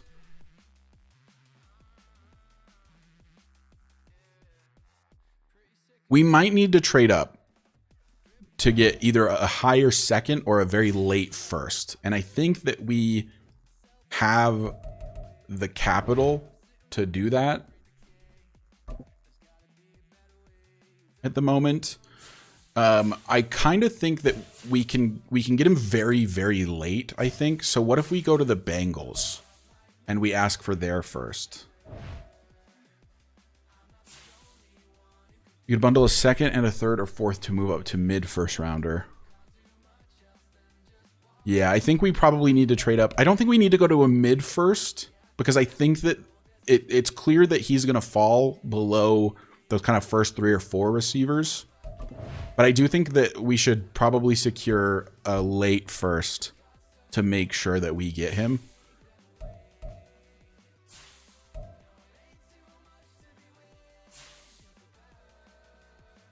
Get pick 23. Well, the Bears have the 24th. What is up with us in trading with the Bears? Oh, they also have the 26th. They have 2 firsts. So let's go after the Bears 26th. And let's see. Yeah, see, we have pick 59 and 60 and 63 in the second. So let's give up our best second and a third and see what they say. Not particularly close, I gotta say. He's definitely going in the second round. Either way, we probably need to trade up then too, because we need to get like pick 33 then. Because he's going to go in the early second, probably, if he goes in the second. We have so many second round picks. Maybe we give up 2 of the seconds and 1 of the thirds.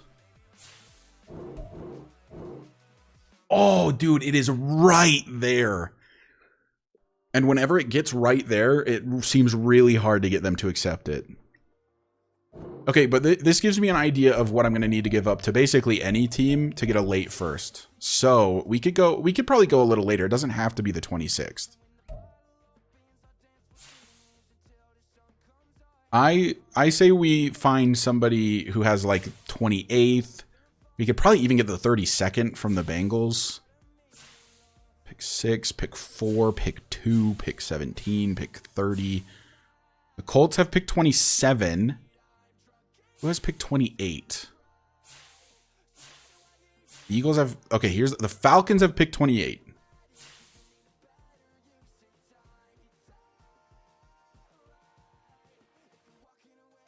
So, let's just... Without the third, let's see if they'll take this. No, but that's close. That's way closer than the Bears were. Way closer. So we probably don't need to give up as good of a third. In fact, well, do I want to give up a fourth? I like having a pick every round, but it's probably better. Let's see what they say about the fourth. Close. So it's going to need to be one of the thirds, which is fine. We have 3 of them. This is why we went so hard on getting draft picks. Oh, dude, are they really going to be another one of those teams that's just like 90% of the way there? There we go. Okay, so for 2 of our seconds and a third, we get a late first round pick to go after that wide receiver, to be our wide receiver 2. I think that this is a good trade, and I think we're going to end up with our true wide receiver 2 of the future. I think that guy looks really, really good. What was his name? Why can't I remember his name?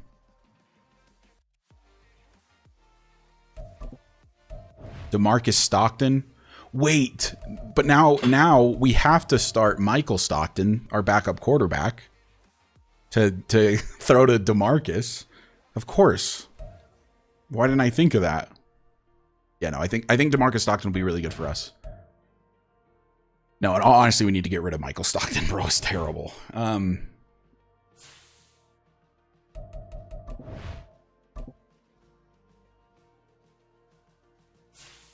Okay, now we can hopefully actually get through free agency.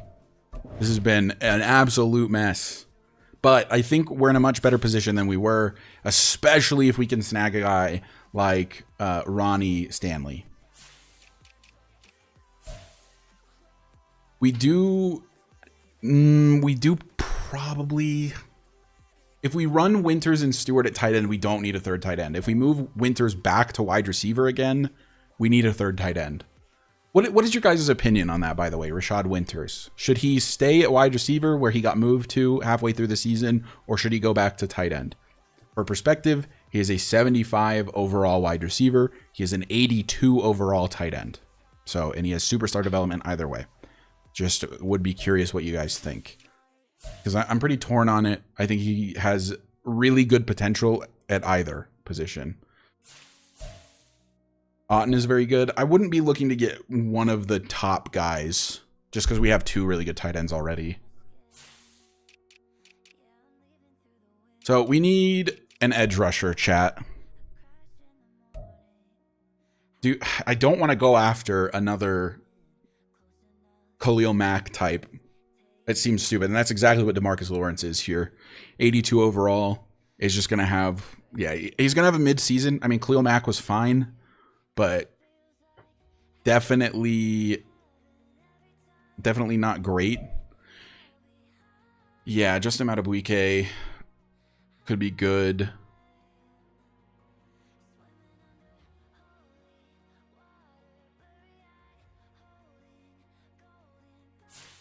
He's better because he has the star dev, but he's 28 at an 81.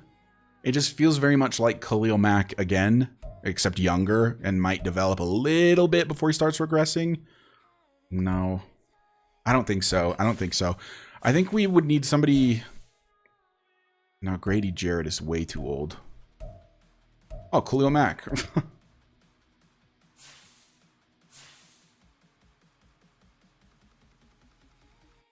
DeMarcus Lawrence can mimic the DeMarcus Ware signing they made. Yeah, I mean, we could. Whoops. And he does get mentor, which is good. Like he'll mentor somebody. I just don't think it's worth it based on what we saw out of Khalil Mack. We did not get the level of production I was hoping for. Carl Lawson, now he's 31. Williams. And then, yeah, we're down to kind of plebs down here. No, none of these guys. The only guy I'm really super interested in is Jalen Phillips. And we do technically have the cap space with the restructuring that we did. He is a right outside linebacker, but obviously in a 4-3, we would move him to edge rusher. He's quite young, at least relatively, 27 years old, 89 overall. Would be a huge upgrade for us in terms of edge rushing ability, which is something we were really bad at. 92 finesse moves, only 76 block shed though. Interesting. I don't know. I'm not crazy about any of these edge rushers. Maybe we try to get somebody in the draft.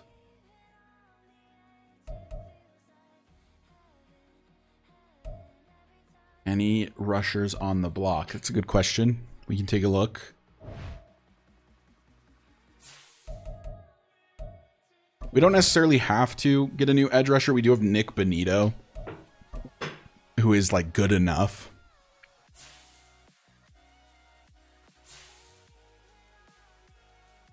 So if we look at left ends, wow, those guys all suck. D tackles all suck. Right ends all suck. Left outside linebackers, we could bring Randy Gregory back, baby. Right outside linebackers, no. They're all, yeah, all the guys on the trade block suck.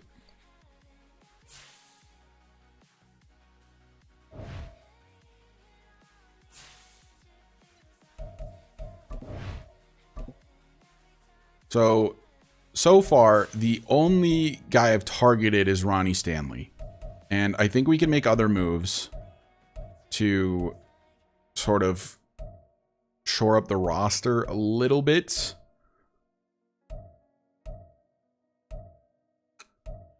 There's just not a lot of good free agents, huh?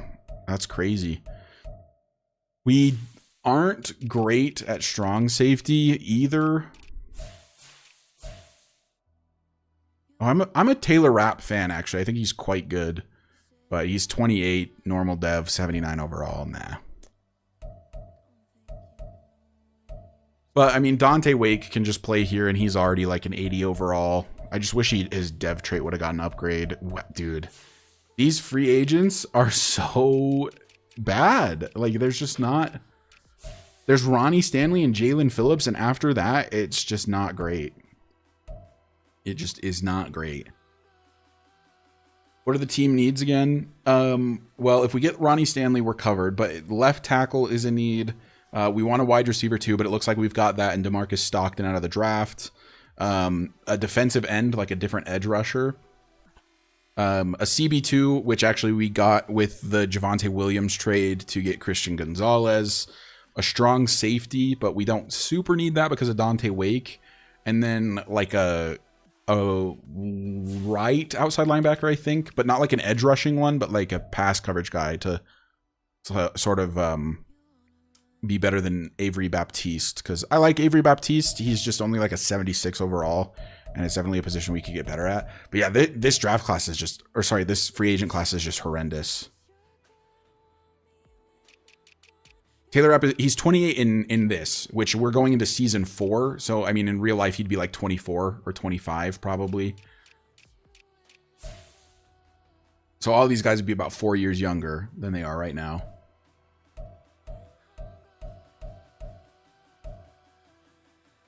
Do we go after a veteran just to like make the roster a little bit more complete at one of these positions? Like, do we get a DeMarcus Lawrence?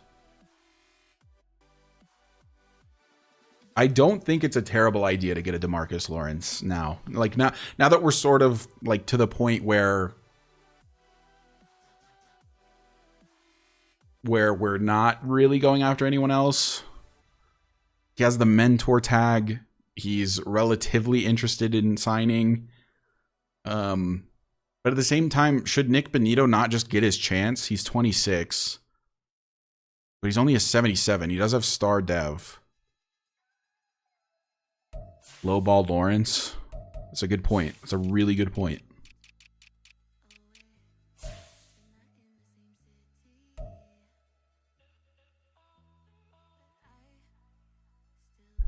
I say keep Benito. Benito will be on the team regardless. It's just, I guess, a matter of whether he's starting. So we don't have to. I just would have preferred to get a better edge rusher because Baron Browning got Superstar X Factor in the first season and he's still only an 83 overall. And now he's 27.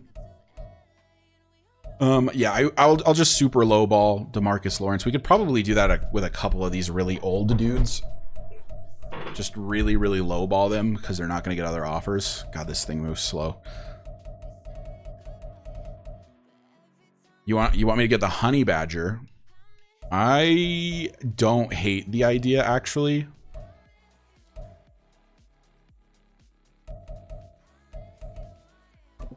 Let's make this offer. It's absolutely horrendous. But I think it's going to be the only... Yeah, it is literally the only offer for DeMarcus Lawrence.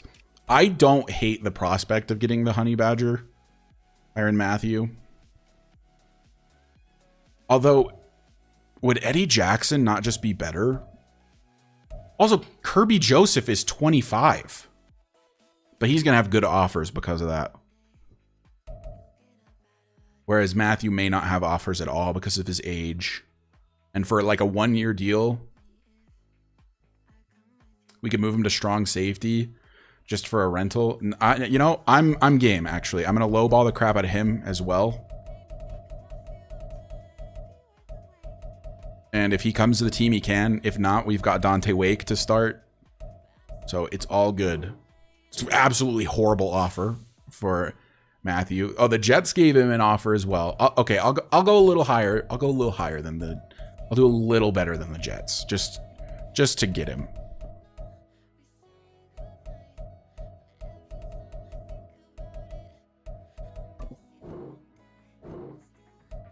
It's the same. Anyway.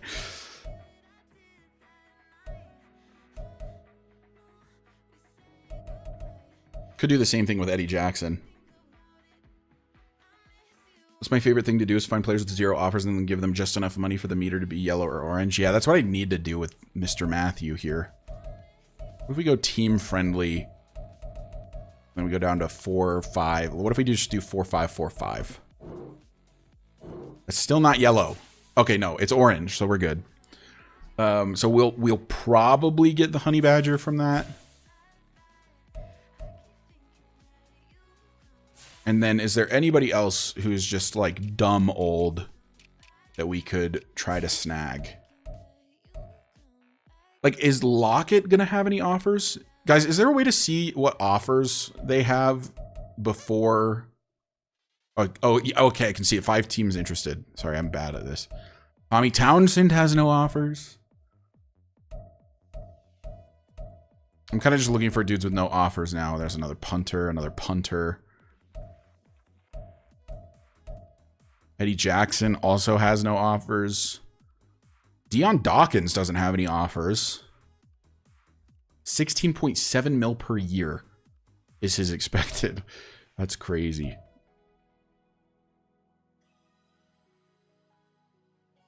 Do you need a kicker? No, we're good on kicker. We have Tanner Brown still. Mike Hilton, no. Trent Brown is like dumb interested and has no offers.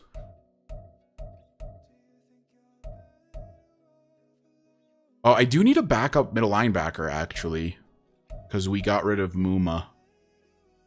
Eric Armstead has no offers. If we're running a 4-3, another just decent DT would be decent value going for Dawkins instead of Sandley. Yeah, it could save us a ton of money, potentially, as well.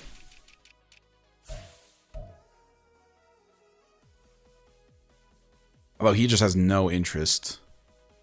But we could do it for Trent Brown, who has no offers. Really, I'm trying to get the pass blocking to be better. He's a pretty good pass blocker.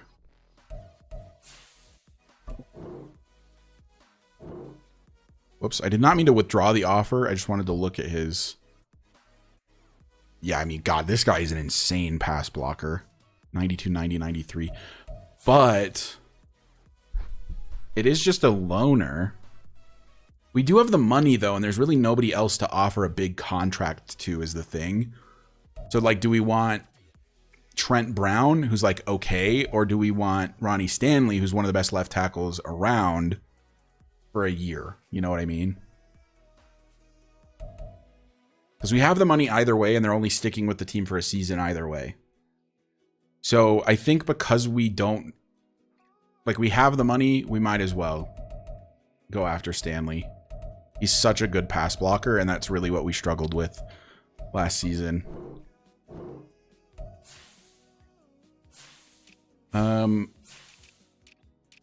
I wouldn't mind getting, like, a vet receiver if there's a decent one available that has no offers. John Mechie has no offers. Nah, he's not great. We do still have Zay Jones, so I don't really need to do this because Zay Jones is a vet receiver, but...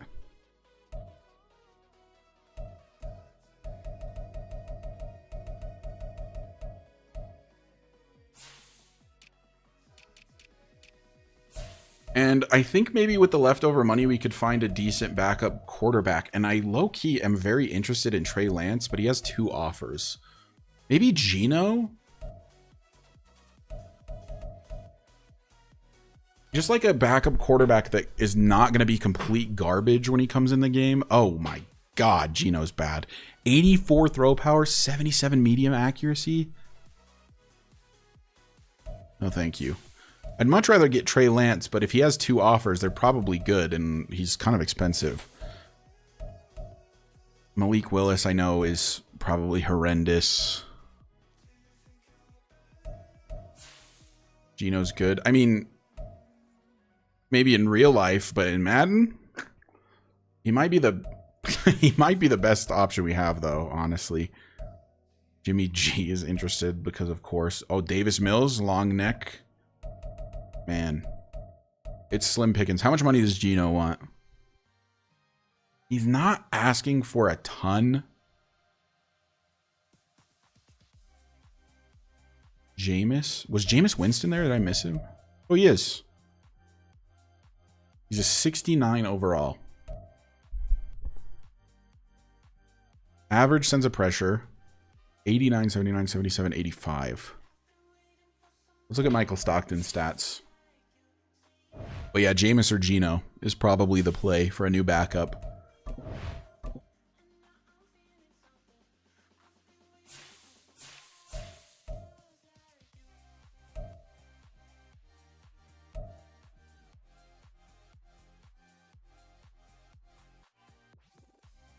Yeah, I mean, Jameis or Geno would both be an upgrade from Michael Stockton.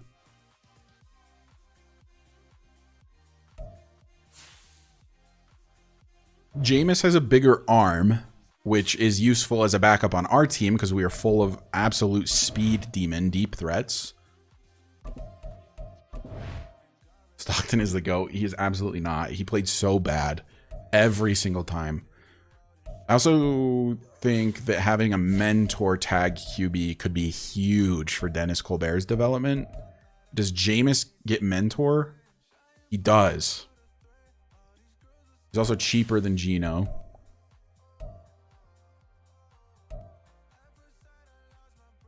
$84, $77, $82 with an 84.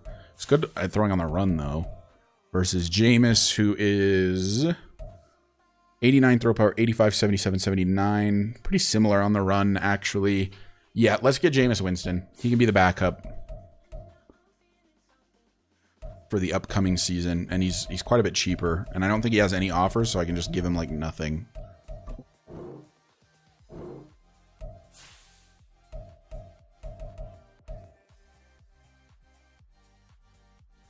Jameis for the Sean Payton connection. I mean, yeah, it does kind of make sense, actually.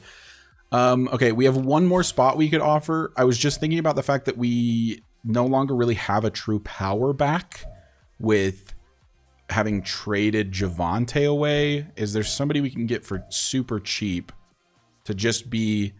Like, they're not going to play very much. Tajay Spears is taking at least 80% of snaps next season. But AJ Dillon, power back, could get us goal line snaps maybe. We can get him for super cheap because he has no offers. So, yeah, let's bring in AJ Dillon just to be the replacement power back. Absolutely horrendous offer for him, but that's fine. So now we will evaluate those offers and let's see if we got anyone. So we did get AJ Dillon. He signed immediately. And Ronnie Stanley signed as well. So that is our big free agent signing. So we got our left tackle. We got our backup running back to be our power back. But like I said, Spears is going to be the guy for the most part. I considered Gibson. I saw his name, but he's more of like a speed. He's like an elusive back in Madden, I think. Jalen Phillips is a Raider. No, bro. No. We have to play him twice a year. Okay. Tyler Lockett's a Falcon. Matthew now has a better offer from the Jets, so we might go after Eddie Jackson instead of the Honey Badger. Montez Sweat is a Seahawk. I don't want to offer a lot more money for Matthew, so I think I'll probably just go after Jackson instead. What do you guys think? I don't even know if I have the money anymore, actually, to offer him more. Oh, I do. I do actually have the money to offer him more. Williams still on the board. Yeah, I'm going to offer Eddie Jackson a really cheap contract for a year. Wait, what? Oh, because the Tyrann Mathieu offer is still there. So we're withdrawing from Matthew. We're going after Eddie instead. We're going to lowball him because we're low ballers. And he'll probably accept because he has no other offers. See, I saw Kirby Joseph, but the reason I'm not going after him is because he has 4 other offers. If you look in like the top right where it says Market Watch. So we'd have to spend quite a bit of money to get him. And I'm just I'm looking to get cheap guys like on a loaner. Essentially. So I just want to see my other targeted guys and see if I'm still in the lead on them. So we're still in the lead on DeMarcus, but he has offers elsewhere now, and Jameis, we're still the only offer.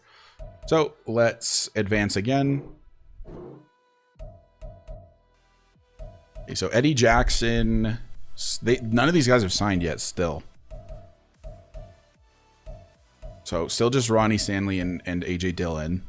Let's advance again. We missed on DeMarcus Lawrence. Not the end of the world. We do have Nick Bonito, who was going to start anyway. But now do we go back and offer a different edge rusher, like a cheap guy? Some money. He went to the Steelers. Like, do we get Grady Jarrett for super cheap? Oh, wait, he has 6 offers. Never mind. Leonard Williams, maybe? Does he have mentor tag? He does. Is Williams on the board? I don't have the money for JMO anymore, if that's what you're suggesting. But he's not. He's a saint. Jameson Williams is a saint.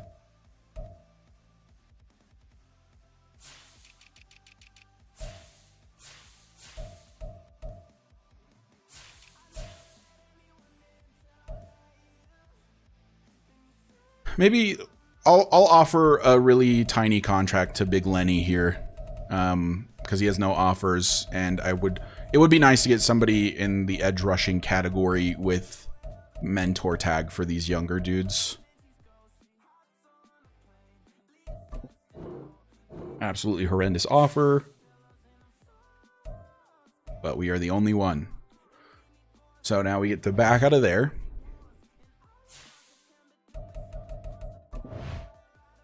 And advance the week. Mac back, yeah.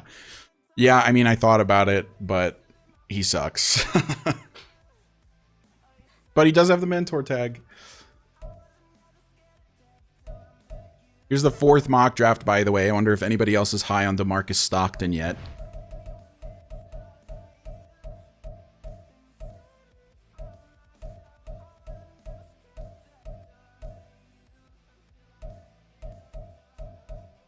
They have us taking halfback Aaron Duval from NC State at 28. But no, I do not see DeMarcus Stockton. So I think we're chilling. I think we're going to get our guy, chat. By the way, we'll look at more spots in just a second once free agency is done and we can really kind of assess team needs.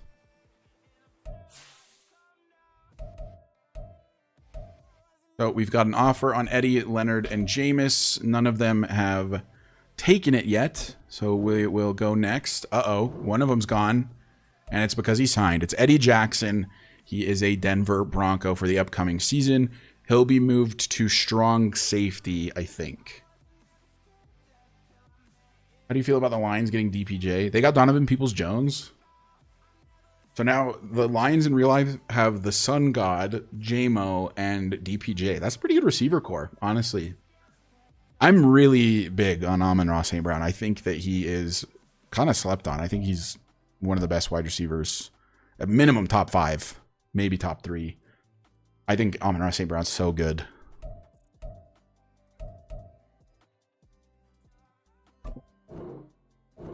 Okay, still nothing. Oh, we got Jameis Winston, baby. The biggest free agent signing of the offseason. Jameis Winston is the backup quarterback for the Denver Broncos for the upcoming season. And then hopefully we get Leonard Williams as well.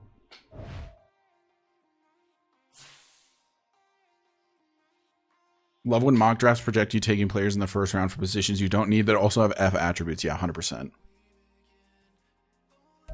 100%. It's very smart. Also, we can see college pro days now, but we're going to advance one more time, and then we'll take a look at scouting. I just want to get through the rest of free agency, and then we will look at prospects, because I really haven't done a ton of scouting, and we have a few needs still.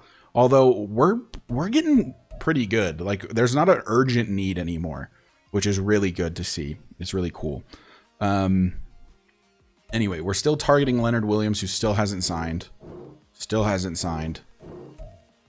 Finally, he signs, because he's just like, well, I'm not getting an offer from anyone else. So Leonard Williams is a Denver Bronco. Probably won't start, but will play rotationally. and has the mentor tag to help Nick Bonito and Baron Browning. So a lot of vets, a lot of old dudes for our free agency, which is fine. Just kind of makes the roster a little bit more complete, especially at left tackle. We're looking much, much better now. I always hoped that Amon-Ra's brother would be good, but he's ass. You know, he's kind of good in Madden, though, Equanimous, because he's 6'5", and he has like 93 speed. So if you're ever looking for like a free agent wide receiver in Madden, he's not bad. All right, chat. Now let's take a look at scouting. So the only guy we're obviously in love with, you guys know that St. Just the corner has a cousin who is a soccer player. I did not know that. The only guy we're absolutely in love with at the moment is DeMarcus Stockton. I think he's for sure our first pick once we get to what do we pick at 28. But then we have a second and I think 2 more thirds after that. So we need to find guys we like. I think you should take, I agree. I'll probably take that 6'9" wide receiver because I think that's just absolutely insane that there's a wide receiver in the class that's 6'9". Talk about a deep threat. Let's take a look at what draft picks we have. I can write them down and then we'll take a look. We'll do some quick scouting and we'll get to the draft. That's next up. So we have pick 28. We have 1.28. Sorry, I'm just writing these down as I go, if my pencil will work. I think I broke my pencil. Oh, no, it's back. We're so back. You should put Winston at kick returner. Honestly, valid point. So we've got 1.28. We've got 2.63. We've got 391. We've got 3.95. We've got 4.109. We've got 5.154. God, we have a lot of picks. 5.150. Going from having basically no picks to having this many picks is kind of sick. 6.162, 7.209, and 7.218. Cool.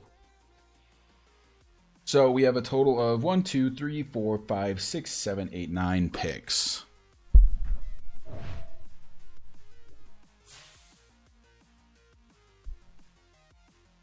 Yeah, Winters I think is going to stay at tight end.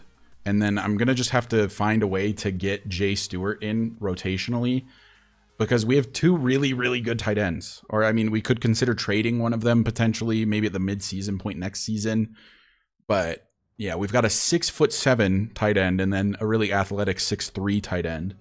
So just a weird position to be in. There's not a lot of like 2 tight end sets that work well in Madden, in my experience.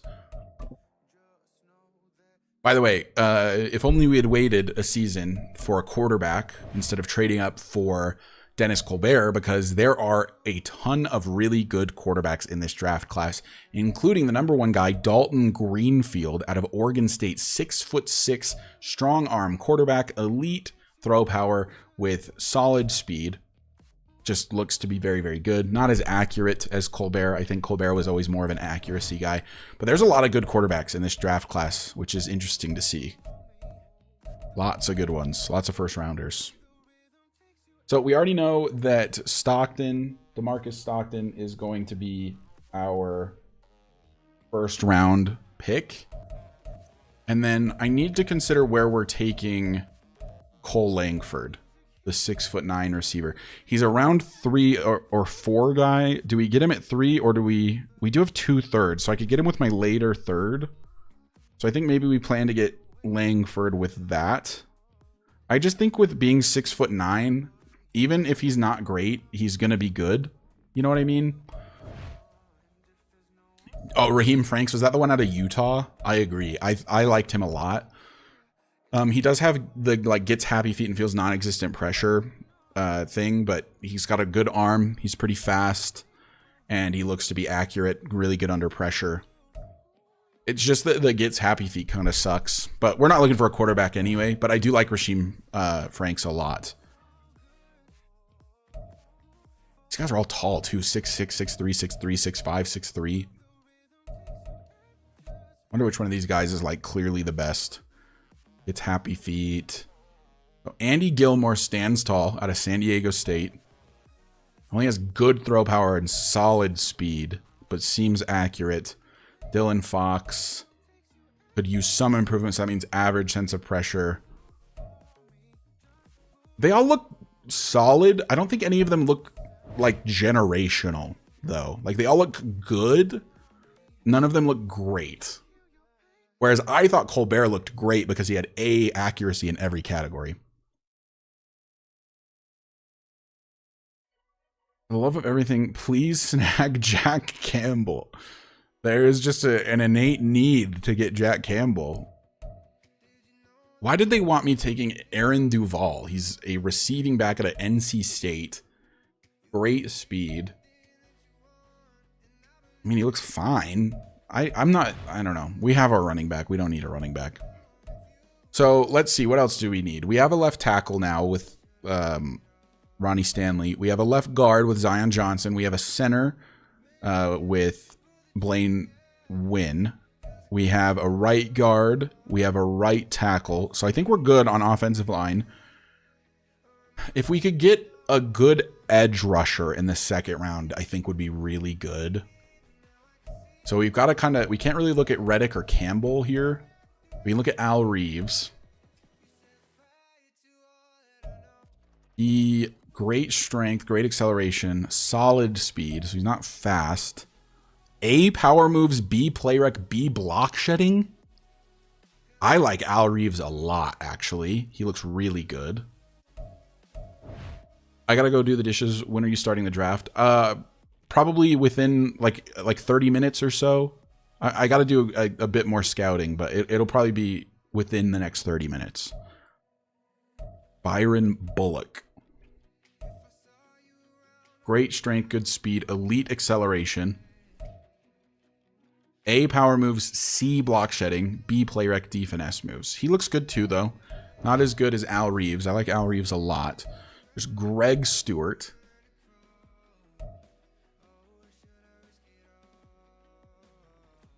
Aaron could be a cool project player, but spending a first round pick on him is crazy. Yeah. Elite strength here. He's very slow, but he's super strong. He's the strongest right end, first in bench press. A, block shedding, B, power moves, A, tackle. Greg Stewart. What's up with us in drafting Stewarts? We've got Jay Stewart, Jermaine Stewart, and now Greg Stewart if we draft him. He looks really good, though, for a round 2 to 3 guy. Levi Stovall. I'm going to pass on Levi. James Martin out of Louisville. He's 6'2", so he's kind of short for an edge rusher, so he better be fast. He's not that fast. He's not that good. Jason Tennant. Day 3 guy. Relatively fast. No, not good enough. Jelani Mays. Nope. Evan Gibson. Has elite strength, but is very bad in every other category. No, I don't think so. Blaine Barton. No. And now we're to the UDFAs. So let's look at left ends. You've got Braylon Barrow, but we can't get these first round guys because we're going after that receiver. Marco Coles potentially could fall to the second. The C to D block shedding, immediately just not interested. Brandon Harris, elite jumping, great acceleration. Looks like an all-around pretty good athlete. I would want to know what those finesse moves are, but I don't hate Brandon Harris. Josh Kiernan. Josh Kiernan looks decent, depending on what that block shedding is. I don't hate him. Clifton Barber.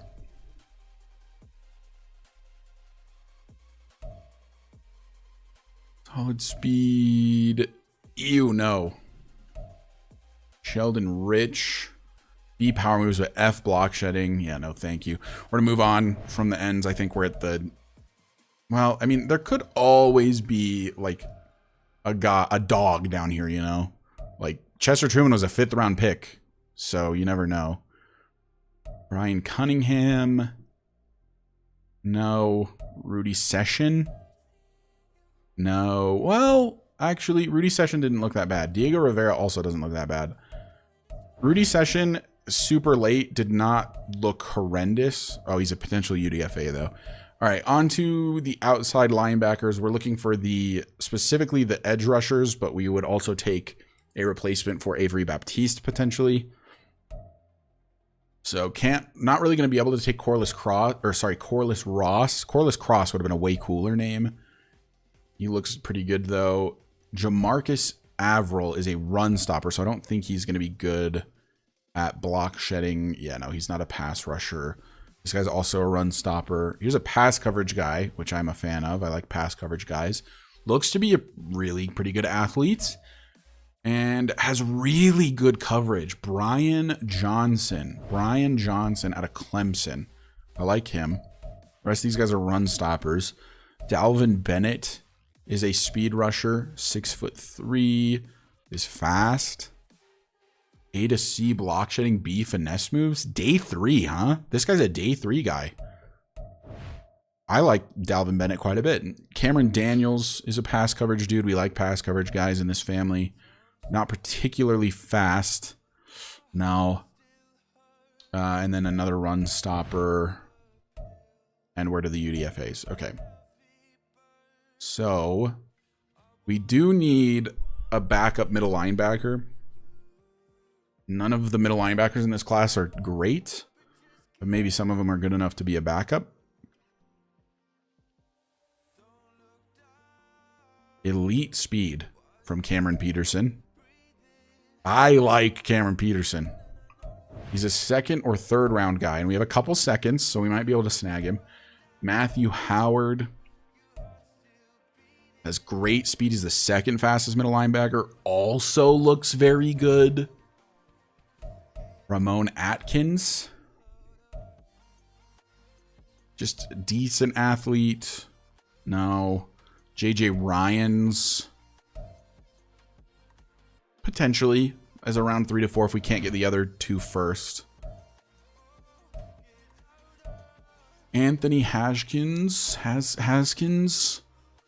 B block shedding, B play rec, C man, C zone. I mean, I've definitely seen worse than Anthony Haskins. Javier Worthen. Slow. No, thank you. Ethan Dixon. Slow. No, thank you. Jonathan Kramer. Okay. 3rd fastest middle linebacker in the class. B awareness. Otherwise does not look great. I'm going to move on. Isaac Cantwell. Doesn't look bad, actually, Isaac Cantwell. He's just not fast. Yeah, he only has decent speed, so he's going to be kind of slow. But he's not bad otherwise. Irving Jake Decker is a pass coverage guy. He has good speed. Yeah, no, I like Jake Decker. We'll add him to the board. All right, right outside linebacker. Markel Collins. No, we're not going to be able to get him, but he is a speed rusher. Definitely need a pass rusher pretty bad. He looks okay. Ross McLean. Elite acceleration. A block shedding. What was his archetype? He's a power rusher. Power rusher with A block shedding. And A to C power moves. C finesse moves at worst. Yeah. No, I like Ross McLean, not Markel Collins. Ricky Tracy. Good speed. B block shedding, B finesse moves. Okay, Ricky. So I like Ricky Tracy. Romeo Sims. Elite speed. A man, A zone. This guy is incredible in coverage. Wait a minute. Romeo Sims looks like he might be a really good outside linebacker. Great acceleration, great agility, elite change of direction, great jumping, elite speed. A man, A zone coverage. At worst, he has C awareness and C play rec. I like Romeo Sims a lot. A lot, a lot.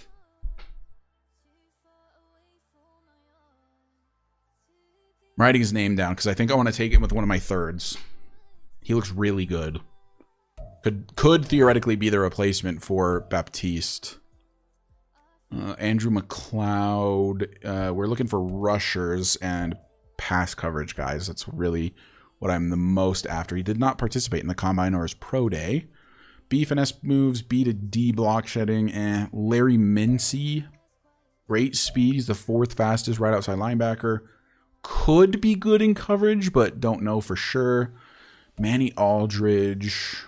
B block shedding and B finesse moves as a day 3 guy. You're on the board, buddy. That's all I need to see. Luke Blanton. Solid speed, solid strength.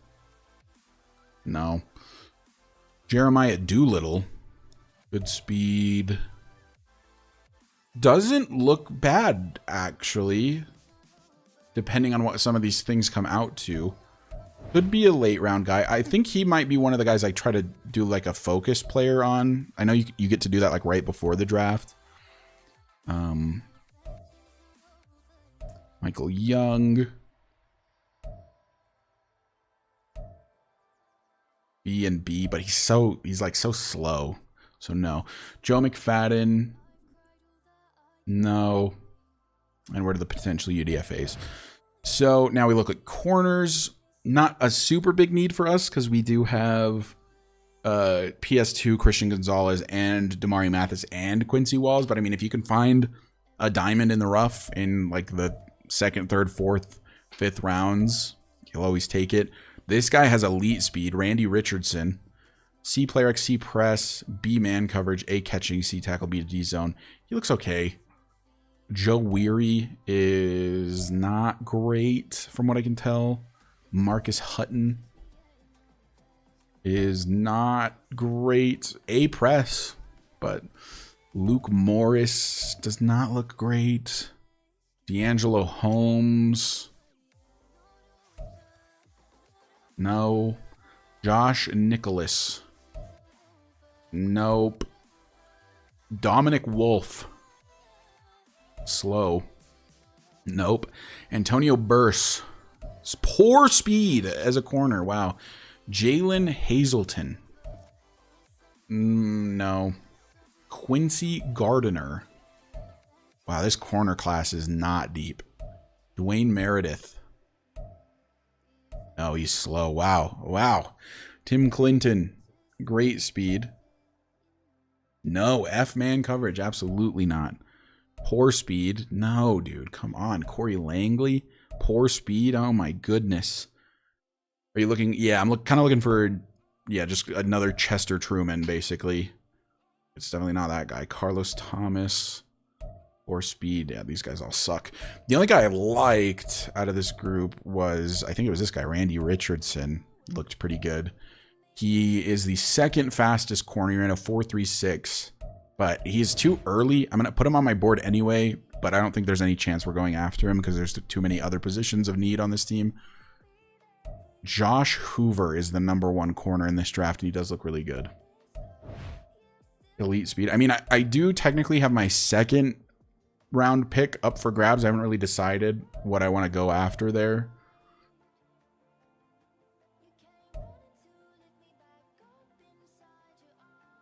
See if the free safeties are any good.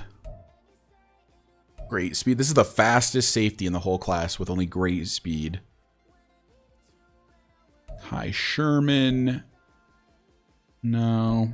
Kerry Barber. Is this a hybrid guy? It is. This is another Dante Wake type, but I think worse. Matthew Yancey. A awareness, A pursuit, B hit power is not bad. If that play rec is also an A, that's pretty good. James Manuel, elite strength. No, I don't think we're looking at a free safety at all. Ben Roberts, great speed. This is the fastest strong safety in the class. He looks really good, actually. He's also a hybrid type. I like him a lot, but there's no way he's going to be available. Deshaun Flynn, good speed. A block shed, B play rec, A hit power, B tackle, C to F awareness though. Zach Barber. Wasn't there a Barber in the free safeties as well? There's more Barbers in the NFL. B man, B pursuit, B hit power, C block shed, A to C play rec. Zach Barber doesn't look half bad. John Beal, decent speed. He's kind of slow. B awareness, B block shedding, B pursuit, A hit power, A to C man coverage, A to C. Wow, other than just not being that good of an athlete, this guy actually looks really good. He's like good at a little bit of everything. I kind of like him. He's just slow. Tony Gregory, good acceleration, good at everything. B man, B player, B finesse moves, A to C awareness. Tony Gregory looks decent as well. Add him to the board. Jamone Royals. It's a fun name. But he's terrible. Randy Creighton. Poor speed. I already don't like him. Greg Henning. Decent speed. No. Sean Robertson. This guy we have 100% scouted. Yeah, he's not great. He's not awful, but he's not great. Definitely potential UDFA in terms of talent, I would say. Broderick Rose. 4.45. He's pretty good. He's pretty fast. D play rec is concerning. I think that's it. I'm gonna add him to the board because I don't think he's awful. If he's like our very, very last pick. I think we're ready, chat. I think we're ready for the draft. I think we've done our scouting. I think that this is who we are. Also, I have realized that I didn't sign a middle linebacker, did I? Yeah, no. Is there one available for like mad cheap? Because I don't really have a backup.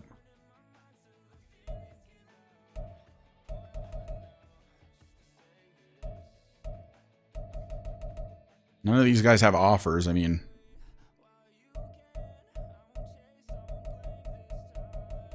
just draft one. I think it's safer to have one from a free agency and then draft one. Like I could still draft one and get one of these guys, you know? No harm. 3 years. Yeah, right. You're getting a prove it deal, my guy.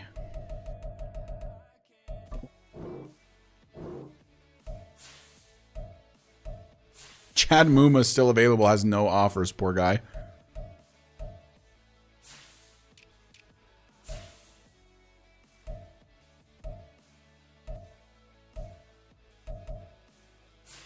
So anyone in the top 100 that still doesn't have offers that would just make our team better? Eric Armstead is still here and still has no offers. Would easily be our DT2.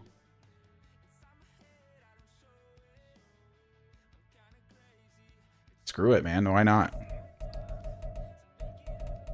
Oh my god, we might not be able to lowball this guy enough. Not a lot of money left in the pot here in Denver. Watch him just be so insulted by this offer he just retires. That'd be pretty funny. All right, we'll go after those two. So we do get Eric Armstead. Okay, so the defensive line is looking pretty nice. And we do get the middle linebacker Malik Harrison as well. So free agency went like really well for us, I think. I think it went as well as it could considering our financial situation, getting all these veterans. We'll take a look at the recap and see who went where.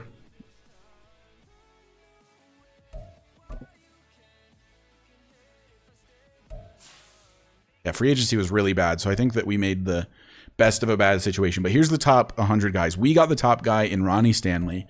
The Raiders, unfortunately, got Jalen Phillips, so we'll have to deal with him twice a year. Tyler Lockett is a Falcon. Matthew is a Jet. Montez Sweat is a Seahawk. J-Mo is a Saint. Grady Jarrett is a Colt. DJ Reader is a Ram. Teron Johnson is a Patriot. Ryan Stonehouse, these are punters. Kenny Moore is a Saint. Jake Elliott is a kicker. Eddie Jackson, we got. DeMarcus Lawrence went to the Steelers. Deion Dawkins went to the Titans. Alex Kappa is a Charger. Glover Stewart is a Viking. Matabuike is a Falcon. Emerson is a Falcon. Hilton is a Cardinal. Algier is a Bear. Interesting. Where did we trade Javante to? The Patriots. For some reason, I kept thinking we trade him to the Bears. Trent Brown is a Jet. TJ Edwards is a Panther. Quez Watkins is a Viking. Kirby Joseph is a Lion. Dante Jackson is a Ram. Humphreys is a Falcon. Holcomb is a Jet. Gillikin is still a free agent. Armstead is ours. Omenahu is a Cardinal. Elliott is a Viking. Desmond King did not get a job. Neither did Darius Slayton, who has good speed. Elijah Mitchell is a Jet. Conklin is a Pat. And those are like all the big guys. Thornhill. Malik Hooker. Judon is back with the Patriots. Taylor Rapp also did not get signed. Like, these are decent players that we could potentially pick up. But we probably don't need to. Here's the 5th mock draft. This is generally very accurate to how the draft will actually go. Wow, are the Cardinals finally going to move on from Kyler Murray? They plan to draft Dalton Greenfield. So this is about what we would expect the draft to come out to. So none of these guys, we didn't even really look at them. I am a big fan of Al Reeves, but I figured he'd go very early, but he looked really good. Joe Singh, like you mentioned, Bro Moment, looks really solid as well. Just doesn't really fit what we're looking for. Marcus Tapley has us taking Cameron Peterson, 28th overall, middle linebacker. There was a middle linebacker I remember that looked really nice, but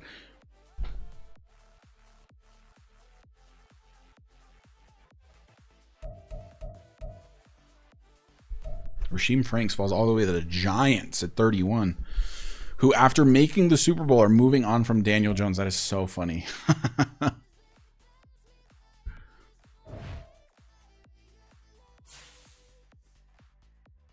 So we get to set up our private workouts. There was one guy, and I think it was a middle linebacker that I wanted to see have a workout, and he was a pretty late round guy. Was it Jake Decker? Why didn't I write it down? I'm so dumb. There was somebody in this group I wanted to see. Was it JJ Ryans? Maybe it was one of... No, it was one of the... Dude, I don't know. I literally said who it was and I can't remember. What up, Dominic? Welcome in. Yeah, let's... How far along scouted is that receiver? Langford's 95% scouted, so I don't think we need to with him. I think I'd rather spend those elsewhere. He didn't win the Super Bowl. He lost to the Bengals in the Super Bowl, but he did make the Super Bowl. Did you trade for a first or a second? Yeah, we do have a late first round pick, and we have a second and a couple thirds. So we're doing okay. Is it Rudy Session? I cannot for the life of me remember the guy that I liked that was kind of late in the draft that I wanted to... It might be Brian Johnson, now that I'm remembering.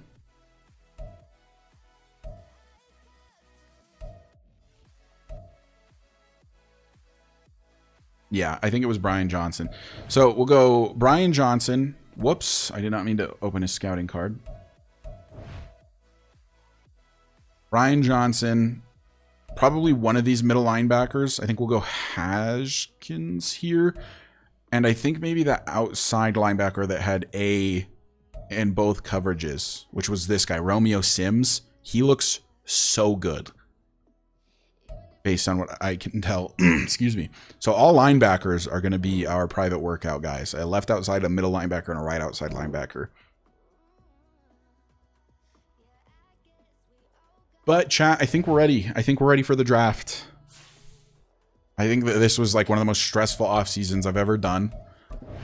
Because the team could have fallen apart very easily at the seams. Let's advance.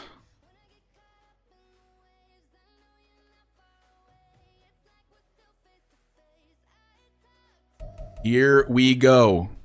It is time for, what is this, the 2026 NFL Draft. Bang. As always, I'm going to pause it.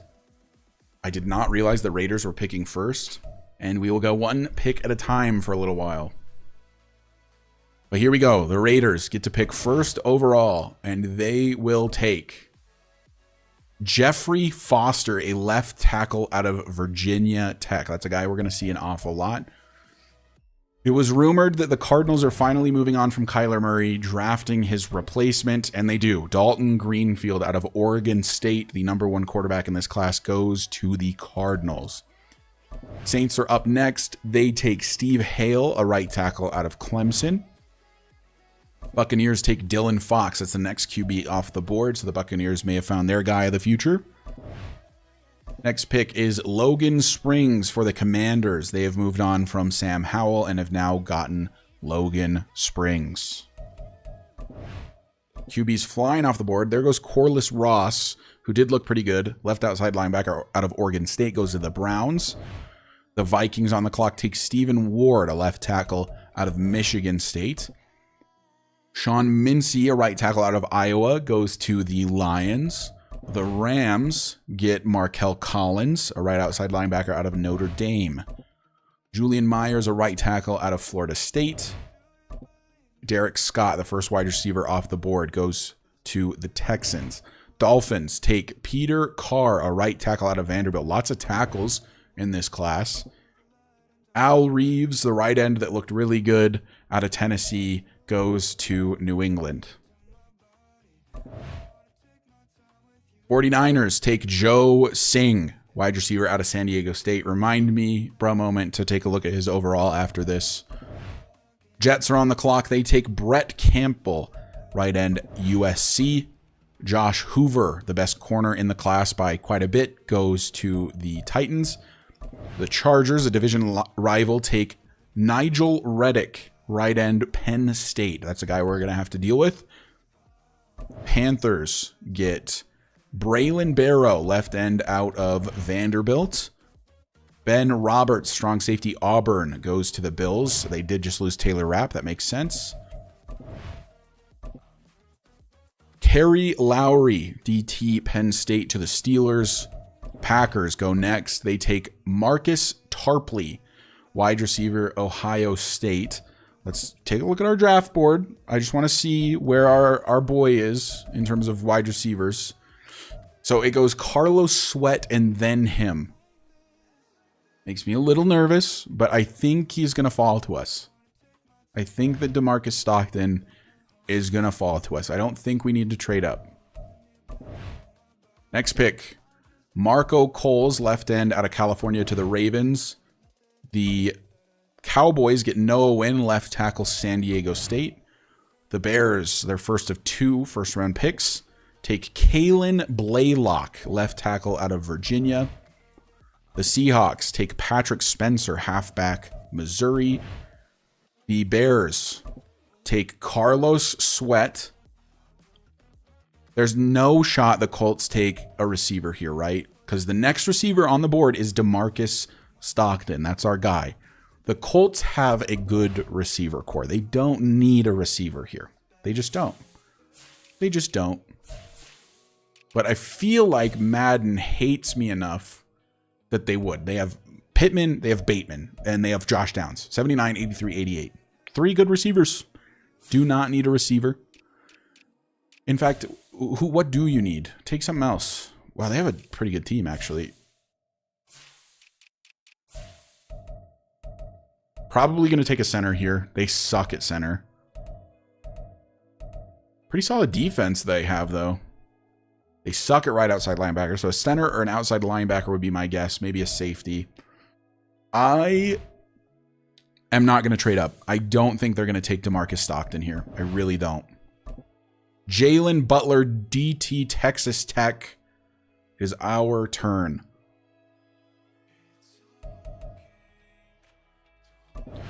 And with the 28th pick, we are going to be taking... Rasheem Franks is still here, by the way, that quarterback that we kind of like. DeMarcus Stockton. He's going to be the wide receiver 2 of the future for this team. Hopefully, I mean, fingers crossed. He looks really good. He better have at least star dev. If I don't see hidden dev, I'm going to cry. Hidden dev. There we go. DeMarcus Stockton, new wide receiver 2 for the Denver Broncos. 93 speed at 6'3" is very solid. Also has 94 jumping. I think he's going to be really, really good. But we got our guy, chat. We got DeMarcus Stockton. We're looking good for the future of this offense. Up next is the Eagles. They take Emmanuel Brothers. And then the Chiefs. They take Deshaun Flynn, a guy we're going to have to see a lot. The Giants do get quarterback Rasheem Franks out of Utah. The Bengals end up with Blair Rutherford, and we are on to the second round. Now at this point, I think we can start advancing to user picks. There's nobody that is like super intriguing that we're on the lookout for at this point. Our next pick is round 2, pick 31. And let's see who is available. There's a couple guys I have my eye on. Ross McLean was not one of them particularly.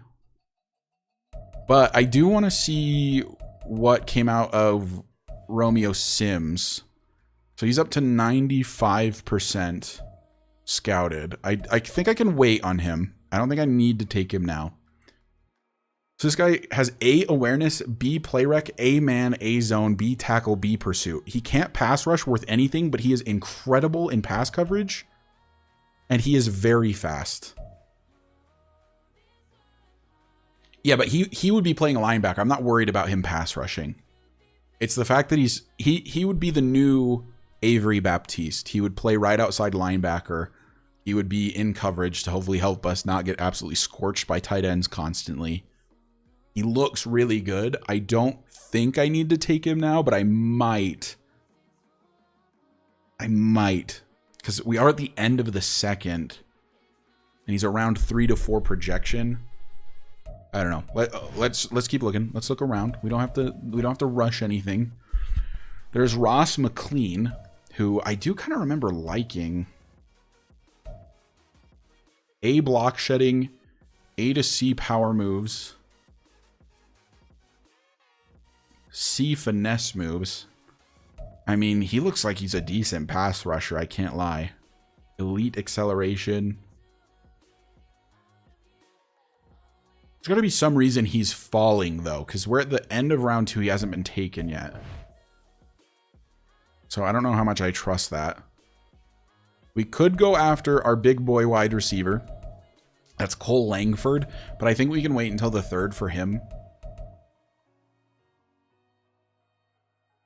Because we do still have two 3rd round picks. So we pick again in it like exactly 30 picks. Is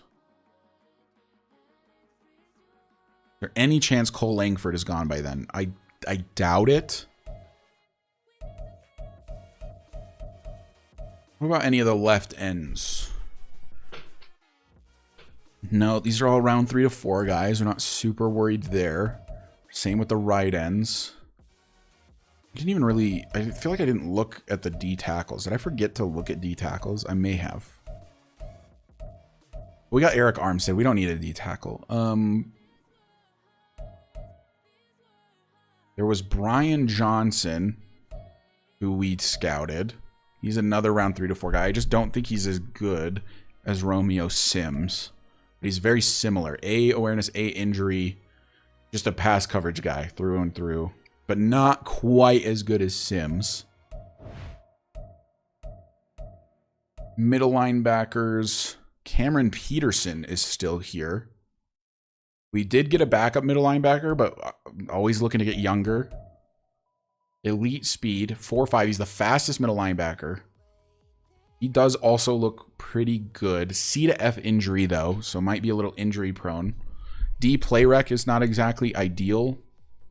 How about Matthew Howard? Second fastest. A man. B play rec. A to C zone. B awareness. Are we picking tall man next? I'll probably pick him in the third.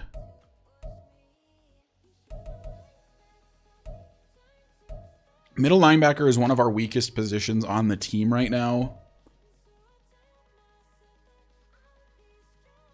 With Romeo Sims being here, I'm very tempted. We do need a pass rusher. Yeah, that a couple of those middle linebackers look pretty good. This guy's A block shedding. Ricky Tracy. BBC.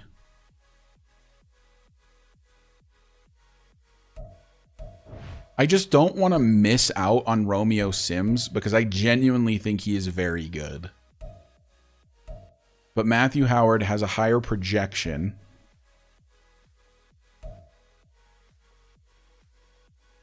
B play rec, B awareness.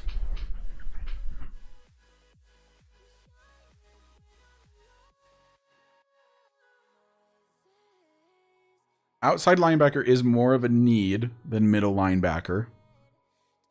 Matthew Howard would only really be the backup where I think Romeo Sims has potential to start. And so even though it could be a reach, I kind of want to go Sims here because I just think he's that good as a pass rusher. I mean, he's kind of short, but he has elite speed, great acceleration, great agility, just an athlete all the way around. A awareness, B play rec, A man, A zone, B tackle, B pursuit. Obviously cannot pass rush, but like I don't need him to. He's going to be in coverage the whole time. But I guess the ultimate question is, can I wait until my third round pick to get him?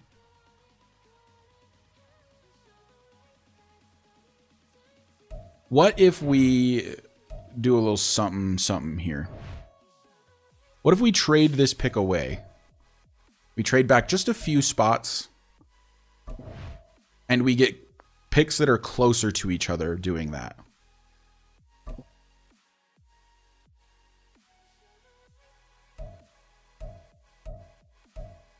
These are all terrible. Because I would like to get that middle linebacker, and I would like to get Sims. That would be the most ideal thing. So if I go to roster, wait, sorry, let me look again. Who picks kind of soon? The Cardinals, the Saints, the Bucks. Let's trade back with like the Cardinals, or try to.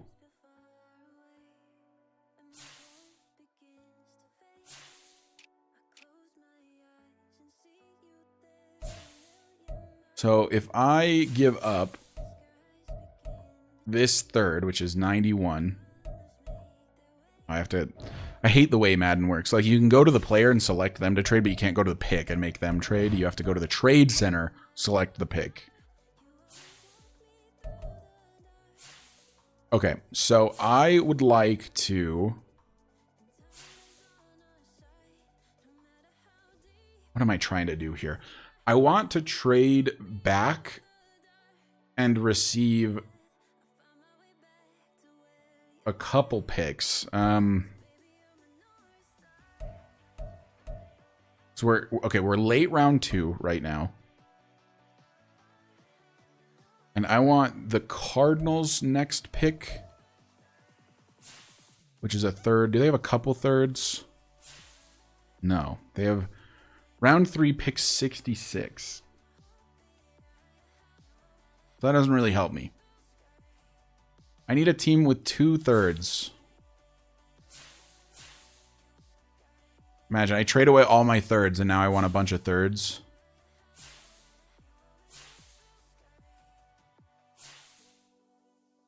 The Falcons have a couple thirds, but they're late. Go to the Niners.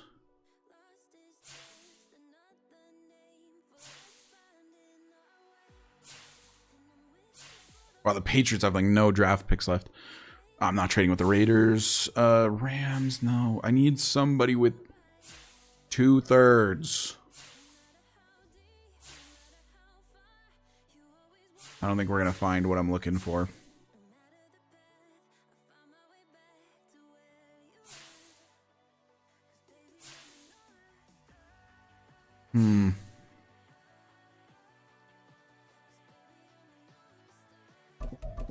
Maybe this. Dang. Well, I think we're just going to have to make something happen then. Should I take that middle linebacker who's not going to play but has potential to be really good? Or do I kind of reach on Sims, who could very well be a starter right now? Or do I forget all of that and take like Ross McLean as a pass rusher?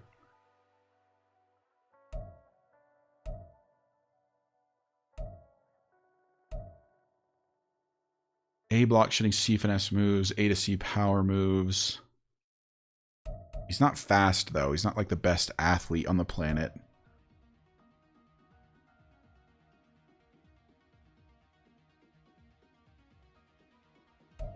I think that I am so confident that Sims is going to be good that I feel like I just have to take him. I don't want to take the risk in him getting picked early in the third where I'm just not going to get him at all. So I'm going to bite the bullet. I'm going to take Romeo Sims here. I think he's going to be really good. He has normal dev. Oh, that hurts so bad.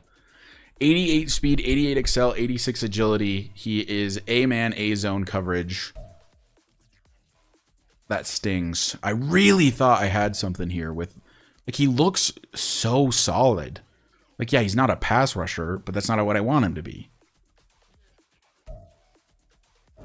Well, definitely a reach there. It is what it is. The same thing happened with Dante Wake last season, and he became like just a really good role player on the team.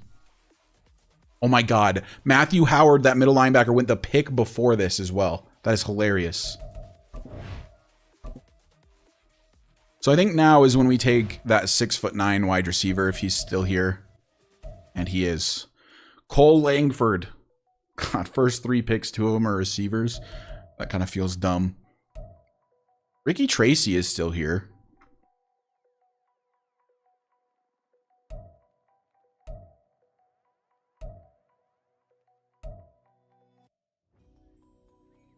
That doesn't look bad.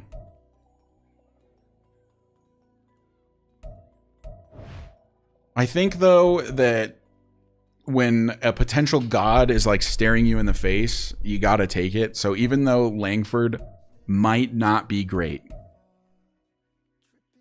I think the fact that he is 6'9" makes him worth drafting. And he has hidden dev. Cole Langford, 6'9" wide receiver out of Oklahoma. Welcome to the team. That's crazy. 6'9", he has hidden dev. I'm pumped about that. That's so sick. He's going to be so fun. You've got freaking like 5'10", 5'11", 99 speed Chester Truman. And 6'9" Cole Langford running around the field together. He only has 86 speed, which kind of sucks. But like you just throw him a high ball every single time. Pretty crazy. We pick again in just a few picks. Joseph Wilkerson is off the board. Luke Morris is off the board. Levi Stovall is off the board, which actually means that we can still get Ricky Tracy if we want to. Who else is even available at this point? None of my like really top guys are still available. Brandon Harris, I have hearted.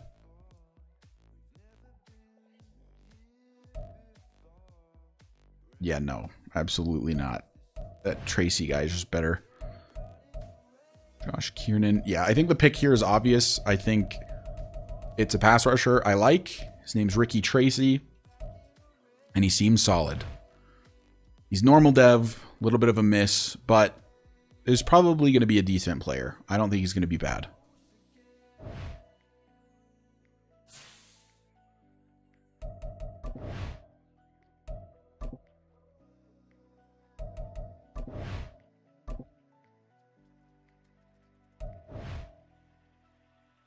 So now the draft is in like a weird stage. There's nothing we are in like desperate need of at this point.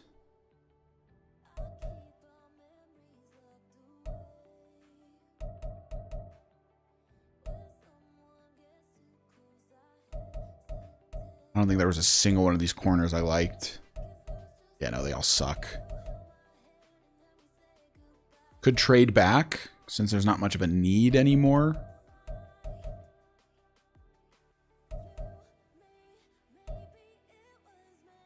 I got the tall guy. He has hidden dev. DeMarcus Stockton. Yeah, I took him. I got him in the 3rd.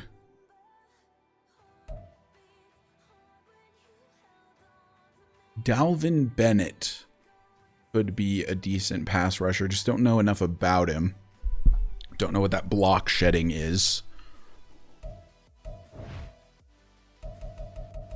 Who's best available? In fact, you know what I'm curious about? Is there a running back in this class that is just like insanely fast? Jeremy Buchanan is fast. Quentin Jones is not. Brian Pearson is not. Now we're to the day 3 guys, so I don't want to take any of them here. Definitely not taking another receiver. Could consider taking another tight end. This draft class in general just seems kind of whack. I'm not going to lie to you. Like, it just kind of weak the whole way down the board. Bunch of wide receivers. There's Randy Creighton, who I did not mark on my board, but maybe I didn't look at him. Poor speed. No, he's slow. He's very slow. Yeah, no, this guy's not good. Bill Carruthers. So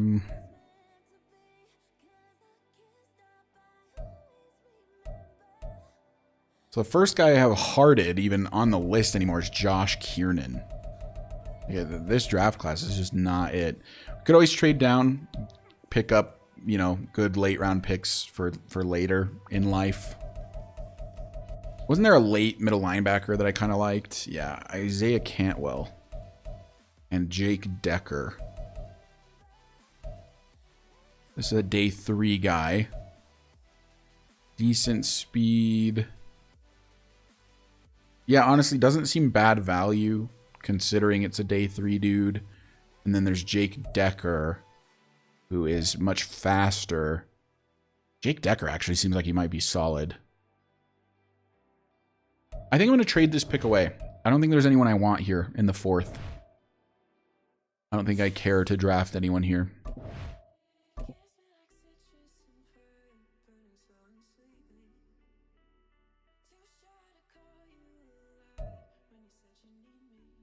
Three 7s from the Cardinals. A 5th, a 6th, and a 6th. That's not bad from the Vikings. Not trading with them. 7th, 4th. Let's do this Vikings trade.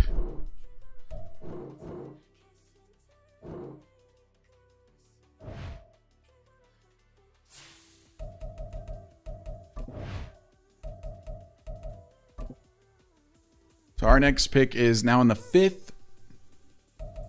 And let's see who's left. We're kind of picking up scraps at this point. This draft class, not the best, I gotta say.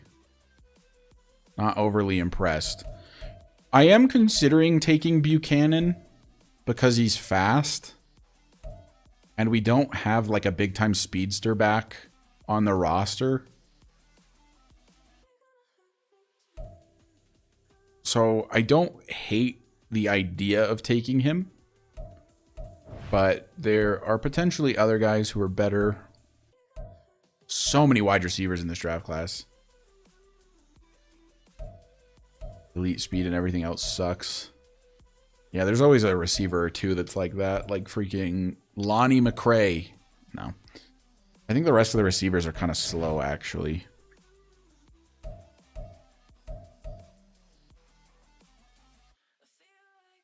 Let's see. Decent speed. good speed, decent speed, good speed, great speed, good speed, solid speed, solid speed, decent speed. These receivers are all slow.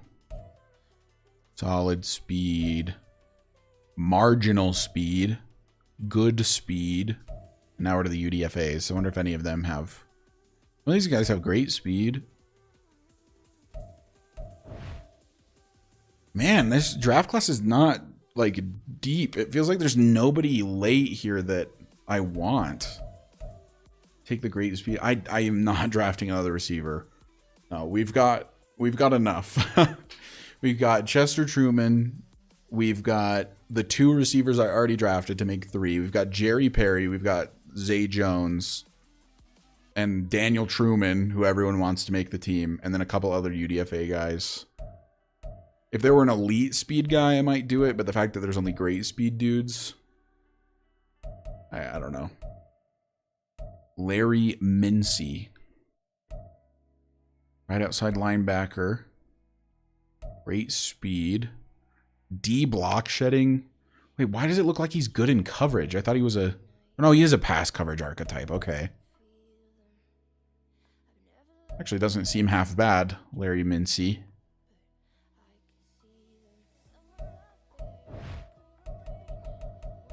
What about safeties? Why is Adrian Parker skyrocketing up boards?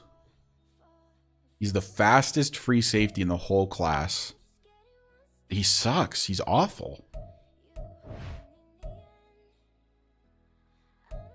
There's Broderick Rose.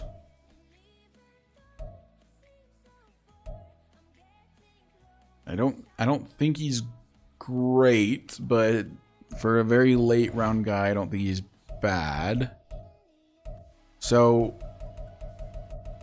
let's see who's the like best available, because I think I want to take Jeremy Buchanan as just a speed or not a speed receiver, sorry, a speed running back, and then probably take that right outside linebacker who you saw. Where did he go? Larry Mincy. Where is he at on the board? Where are they at respective to each other? Elijah Carey, Buchanan, Kai Martin, Keon Reed. Larry Mincy is supposed to go kind of soon.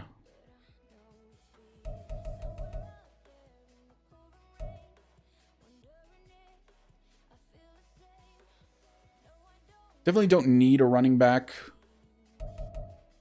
Yeah, I think I'm going to take Mincy here. Draft player. Hidden Dev. Good find, bruh moment. Hidden Dev Larry Mincy. Welcome to the team.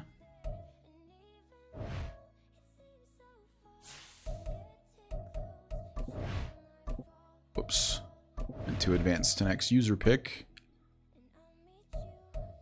All right, we're still in the 5th. I wonder if that running back is still there, because I would still take him. He is not. Lots of wide receivers, a D tackle, and Darrell Coleman. I think Sean Robertson. Dalvin Bennett, another pass rusher type, who I have hearted. Great speed. A to C block shedding with B finesse moves this late in the draft. Yeah, absolutely. I think we take that. At this point, normal dev, we're not that concerned. They're like almost all of them are going to have normal dev for the most part.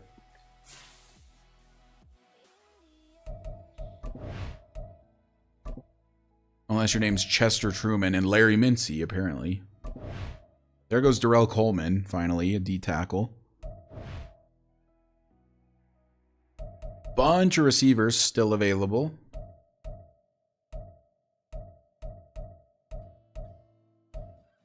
Is there even anyone on my board left? I don't know that there is.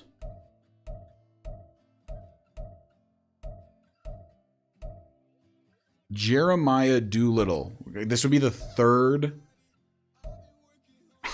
outside linebacker I draft if I drafted him. I don't think I will. He doesn't look bad, though, actually. A to C man coverage, B zone. Go to HB. Yeah, there's Brian Pearson. He's just not fast. I'm looking for somebody that's fast. And he only has solid speed, which I think means like 80s. He's a power back. I mean, I guess he could theoretically battle AJ Dillon for the power back position on the team. He doesn't look bad in terms of his skills, that's for sure. B carrying, B stiff arm, B trucking, B spin move. Definitely not a terrible player. Let's take him, why not? Normal dev, Brian Pearson out of Auburn. It is what it is at this point.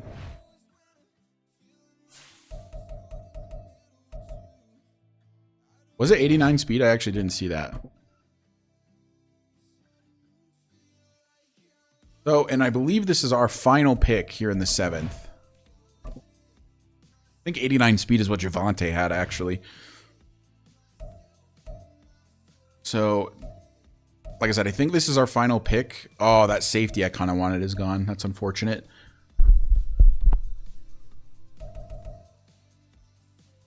Why did Elijah Carey fall this far?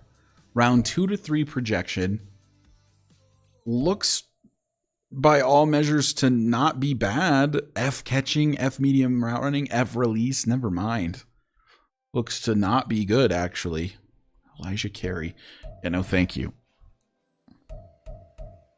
Zay Noble's a DT out of Minnesota. Great strength. D block shedding. F play rec. C to F awareness. Appears to be kind of dumb.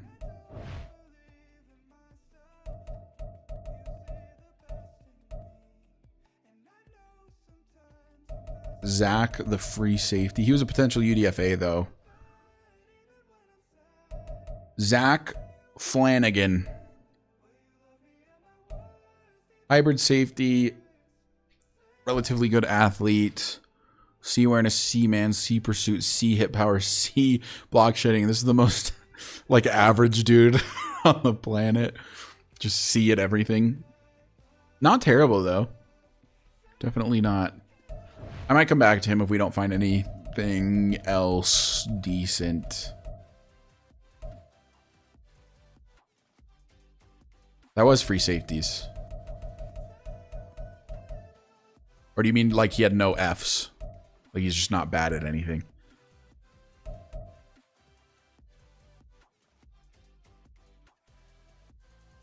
Yeah. Yeah, very interesting. He's probably decent. Honestly.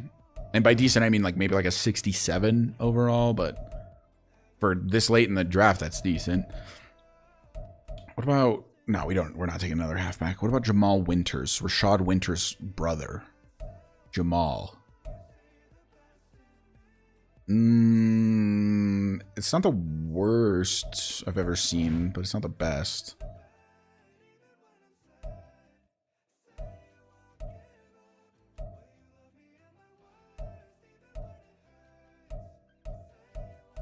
Man, there's just nothing on the board.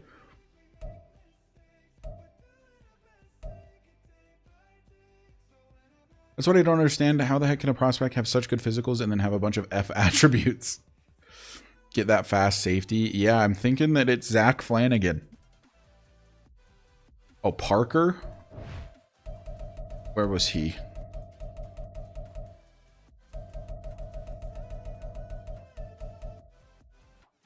Nick Fitzsimmons, Adrian. Oh, this guy, Adrian Parker. So he's a zone coverage guy. He is the fastest safety in the class. His skills are just horrible.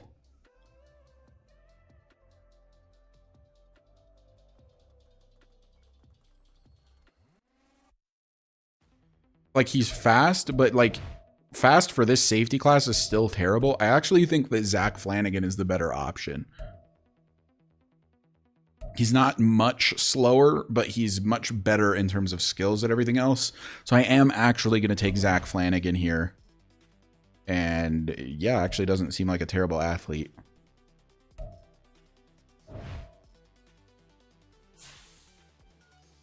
And that does it for our draft. Oh yeah, no, he looks meh. Oh wait, it doesn't do it for our draft. I forgot we had a second 7th that we traded for. Well, shoot, you guys are gonna make me pick another player? I don't need a D tackle. I do need a backup center, but I feel like this guy's gonna be terrible. Marginal strength. F run block. Blech.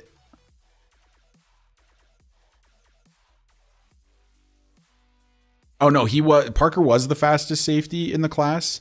It's just that even he, as the fastest safety, it was only good speed. So I think at best it was going to be like a 90.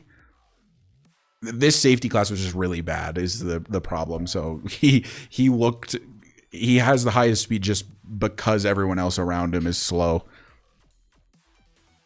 But you're all good. I almost drafted him earlier, so I'm not saying it's like a bad suggestion or anything. God, there is nothing left. There's nothing left. Do we take LaJarvis Baker, the scrambling quarterback out of USC? Wait, what? This is the fastest quarterback in the class. What? That is hilarious.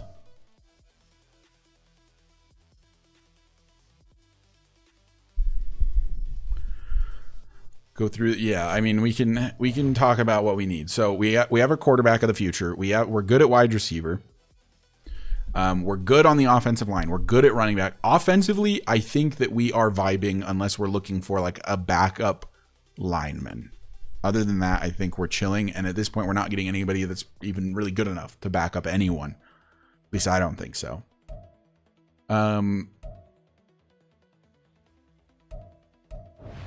Actually, let me look at Cameron Daniels' skills.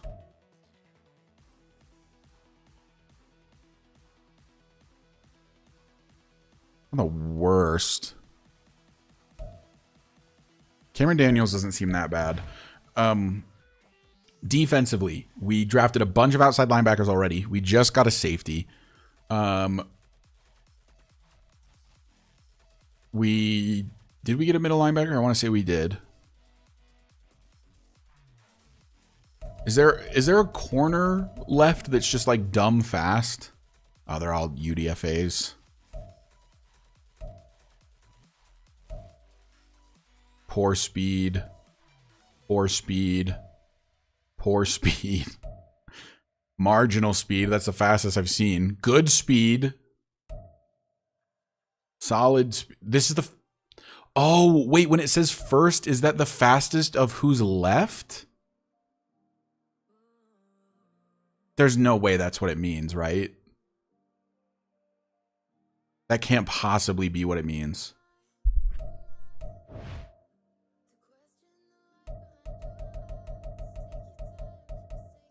I think we already have enough halfbacks for like the position battle because we've got Spears, obvious starter, and then we've got Dylan, McLaughlin, Roshan Johnson, and the guy we drafted earlier to battle for spot number 2. This guy actually doesn't look that bad, though. He's a receiving back. He's an elusive back. Interesting. Like, look at all these A to C's. He's good at, like, good to decent at a lot of stuff. Okay, so it's between him and Cameron Daniels. So it's just a matter of what we're taking here. We've taken a couple outside linebackers already. But this guy is not a pass rusher, actually. Sorry, I thought he was. He's a pass coverage guy.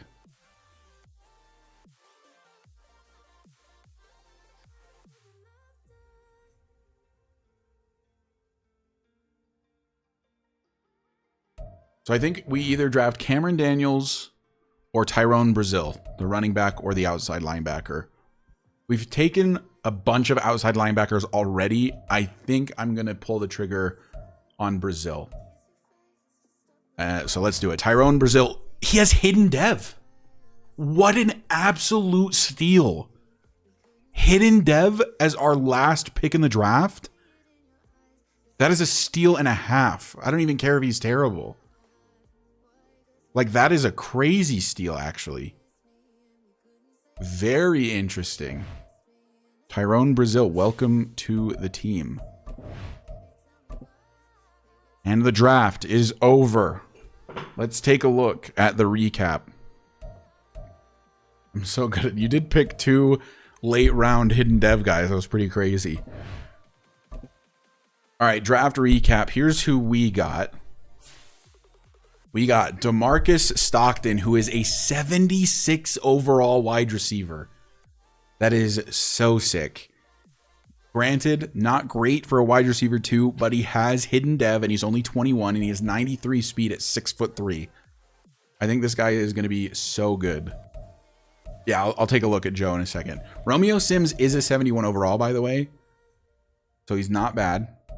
Langford is a 71, which is quite good. And then everything else is kind of not great. Ricky Tracy sucks. Larry Mincy sucks currently, but if I recall, this is the guy who was hidden dev. Dalvin Bennett sucks. Brian Pearson's not bad. He's a 69 overall out the gate. Zach Flanagan's a 66. These are all practice squad guys, really. Tyrone Brazil is hidden dev, but is only a 64. So really not our best draft, I'll be honest with you. But it seems like that draft class in general was just not great. So let's take a look at all of the NFL. And let's take a look at round 1 specifically. So the first overall pick is a 73. Dalton Greenfield is a 78 overall quarterback for the Arizona Cardinals. Steve Hale is a 74. Dylan Fox is a 75. Logan Springs. So everyone's hitting so far. Here's the first wide receiver. So he's a 74. We actually got a 76 in Stockton, so immediately better. Peter Carr. Here's Singh. He's a 74. Can I look at whether he is hidden dev as well? Playing up to his 75. He looks to be pretty good. He's just not good at route running. It's the only thing he's missing. But I think that our guy, DeMarcus Stockton, is just way better. But yeah, here's the first round. Josh Hoover was a 76. Was there anyone in this class at all that was an 80? No. This was a weak draft class. I think this is the first class we've had that didn't have an 80. So 78 was the best player in the draft. 77, 77, 77, 76 for Rasheem Franks. 76, and then DeMarcus is a 76. Joe was a 74 overall. Joe Singh, there he is. 74 overall with hidden dev for the 49ers. These are his stats. He's only 5'10", 5'11", and he only has 91 speed. So we got a 6'3" guy with 93 speed. So I think we're chilling with our pick of DeMarcus Stockton. I definitely think he was the best receiver in the class. But this was just not a great draft class, it looks like. Kind of falls off a cliff. Just mid-70s for a lot of the way, and then not great.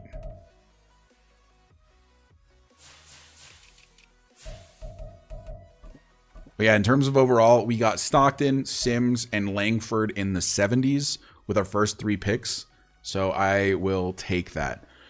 Pearson is a 69. We got him in the 6th. Dalvin Bennett in the 5th is a 66. Flanagan, the guy who was a potential UDFA, is a 66. So I will take that. Ricky Tracy's not great. Larry Mincy and Tyrone Brazil are both hidden dev guys, but they both suck. They're both 64 overall. But these are your 2 hidden dev picks, but they both are very bad at the moment. So Gonna have to find some way to build them up. 64 hidden dev, yeah.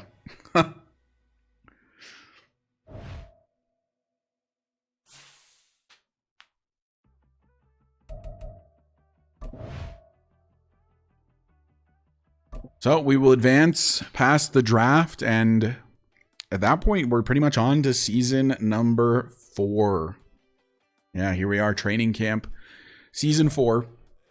So this is one of the more fun parts, is where we get to start looking for UDFAs now. So let's just take a look at the roster before we try to pick up any undrafted guys. Currently, we've got 4 quarterbacks on the roster. I'm going to tell you right now, Stetson Bennett is not making the team. It's going to be a battle between Michael Stockton and Jameis Winston to see who the backup is, but it's most likely going to be Jameis. Although they have very similar accuracies, Jameis is just better throwing short, really. We have a billion halfbacks on the roster. We have Spears set to be the workhorse back going forward. We have A.J. Dillon to be the change of pace power back.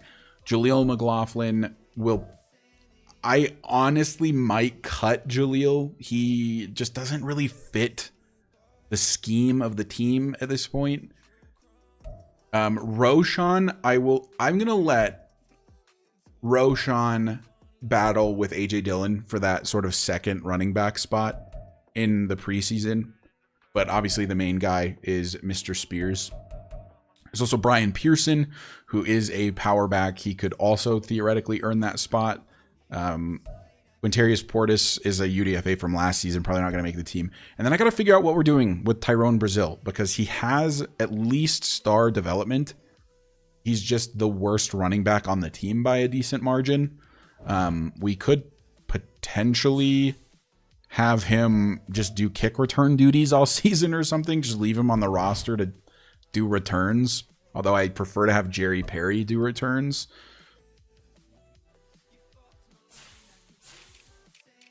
Our fullback is still the same. It's Brandon Gresham. He better still have star dev. He does.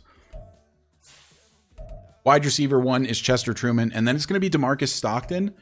And then honestly, it's probably going to be Cole Langford. Like, we got worse at receiver. It was not a good... The receiver draft class was good, but the receiver free agency was not. So, like, it's probably going to be those 3. It's going to be Chester, it's going to be Stockton, and it's going to be Langford. Those are going to be the main guys. Jerry Perry will be in rotationally. Zay Jones will probably not make the team. And then I know you guys love Daniel Truman, but he might have to go. 1 season and he's still a 65. My guy is awful. Tight end. Okay, we do need a 3rd string tight end. I thought we had that Riley Davis guy, but it's going to be Rashad Winters and Jay Stewart. And we'll try to find a way to use both of them consistently. But yeah, Rashad is back to tight end. I think that's where he's best. Left tackle is Ronnie Stanley, Cameron Fleming backing him up. We need a backup left guard for Zion Johnson. We need a backup center for Blaine Wynn. We need a backup right guard for Quinn Miners. And we need a backup right tackle for Mike McGlinchey. Left end is going to be Baron Browning, of course. Right end is probably going to be Nick Benito. Maybe I'll have these two fight it out for who's the actual starter. They're quite different in how they play. It looks like Leonard Williams is going to be quite a bit better because of the 83 block shedding, where Benito only has 70. D-tackle is Zach Allen. Eric Armstead will be the number 2. And then J.D. Robertson will probably get a chance to fight Armstead for DT number 2. Left outside linebacker is still Devin Bush, but we do have Dalvin Bennett now. Middle linebacker is Drew Sanders with Malik Harrison and Will Ware from last season, whose number I'm going to change because 39 is so ugly. What up, Senza? Right outside linebacker is still Avery Baptiste. Romeo Sims could battle him for this position, but I really think it's Baptiste's position to lose, especially considering Sims does not have hidden or star dev, and Baptiste does have star dev. CB1 is PS2. CB2 is Christian Gonzalez. I think I'm going to let the CB3 be a matchup between Damari Mathis and Quincy Walls for who gets to be CB3. Also, Derek Covington is still on the roster, quietly has become a 71 overall. Justin Reed, obviously, is the free safety. Eddie Jackson, we're going to move to strong safety, and he's going to start over Cameron Bynum. Dante Wake is a play everywhere type of guy. What we could consider is moving Dante Wake to right outside linebacker. He might fit that position very well.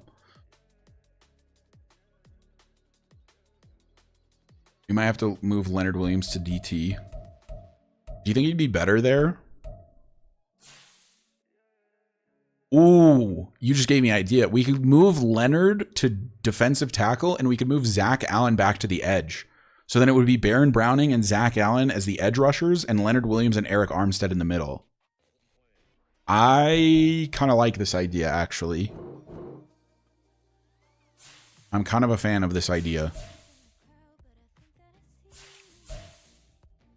Tanner Brown's still the kicker. Riley Dixon's still the punter. As for strong safeties, I'm going to... Cameron Bynum is just solid, but JL Skinner always plays so well when he's on the field. Like, he finished with 5 TFLs, even though he only had 20 tackles on the whole season. Like, that's pretty crazy percentage-wise. Okay, but really quick, we need to go get a left guard, a center, a right guard, and a right tackle, and probably, not probably, and a third tight end. So basically the whole offensive line and then a third tight end. That's what we need to sign. And I am going to be editing the UDFA contracts because the Madden does not let you do actual UDFA contracts. So you just have to give them like mega contracts, and it's dumb.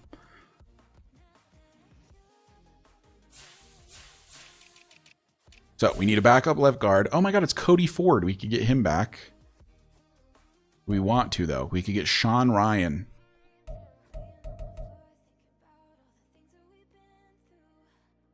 Yeah, JL Skinner definitely, I think, does need more playing time. I'm going to try to get Sean Ryan. Am I going to have enough money for this? Yes, I do. Sean Ryan, welcome to the team. The fact that you can't negotiate these actual contracts is so stupid, by the way. Left guard, we need a backup. Or sorry, why did I say left guard? Center, we need a backup center. Let's go for Billy Price, because you're relatively inexpensive.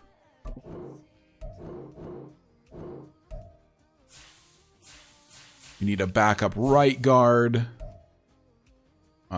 Solomon Kindley can be that guy, I think. Oh, wait, there's a 22-year-old here. Tracy Lockridge is a UDFA. He's a 68 overall right guard. Yeah, I mean, happily, I will sign that. And then right tackle. Where am I going?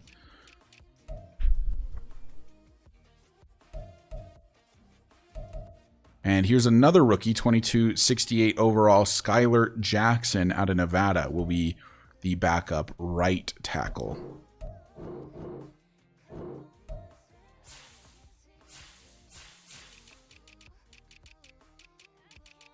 Then we need to find a tight end. My preference would be to get a super young UDFA dude, but if they all suck, then I probably won't. There's Riley Davis again. I wouldn't mind bringing him back. Daniel Bellinger is only 25. What are you going to do about the hidden devs? I'm not sure. We'll figure it out. I figure I can't just let them sit on the team if they suck, because we're kind of in like a win now mode. But I don't know. I think I'm just going to bring Riley Davis back.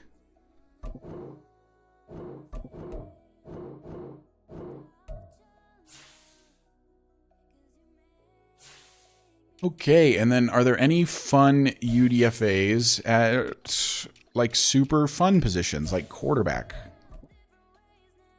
It's another Truman. Guys, it's another Truman. He's a 58 overall. Oh my god. Oh my god, he's horrible. Nah, look at him. He has no relation to the Truman brothers. No shot. That's funny. Oh, LaJarvis Baker, I actually didn't hate. And he was the fastest quarterback in the class, which was only an 84. That's a shame.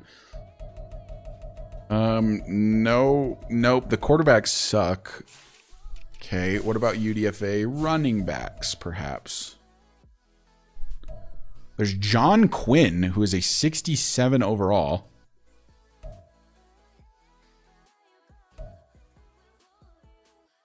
.90 speed, 91 excel, 90 agility. Just seems quick. We have enough running backs, but I mean, if there was somebody that had hidden dev in here, I might pick him up, like Ezekiel Reedy. Do you have hidden dev? No. Tennessee State.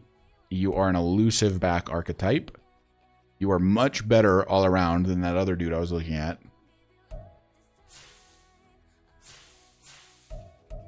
Okay, we definitely don't need a receiver either, but might as well look.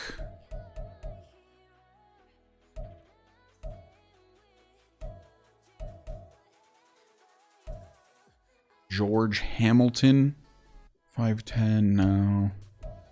Yeah, none of these guys look great. There's Dante Claxton. He's a 69 at 22.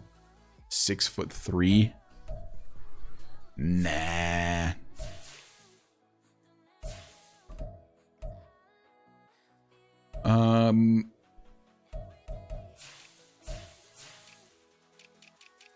Okay, what about edge rushers? Anyone that's good? And oh wow, there's the UDFAs. Yeah, this draft class is just bad. Even the UDFAs are bad. Like, I'm seeing almost no one above like 65. Khalil Mack is still a free agent. Bring back Mack. Yeah, no, these UDFAs are seriously not good.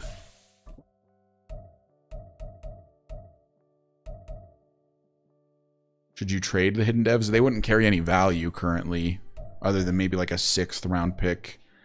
Because Madden does weight the overall pretty heavily, which is why Javonte Williams was worth so much more than Tajay Spears.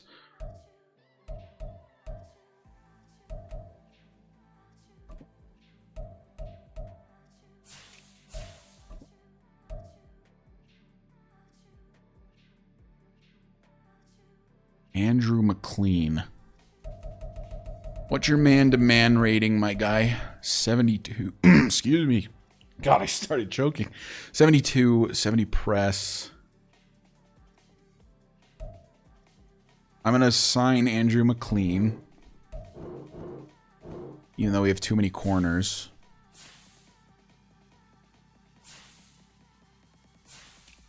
Is that Xavier Howard? Bruh, fall from grace.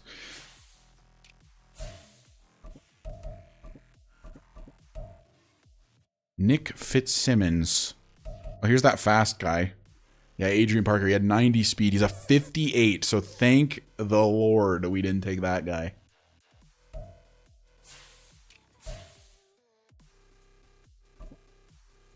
Hewitt.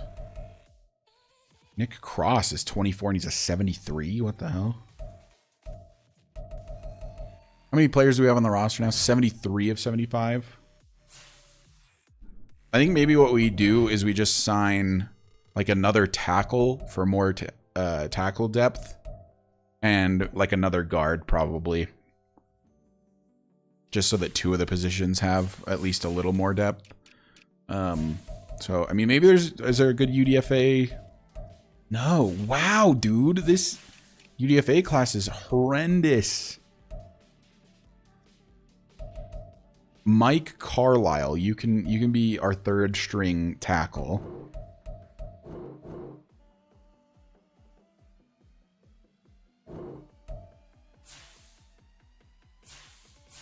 And then a guard. Maybe Max Hughes. Well, Demario Belser was on the team last season. He is a pass protector. Yeah, why not? He knows the system, you know?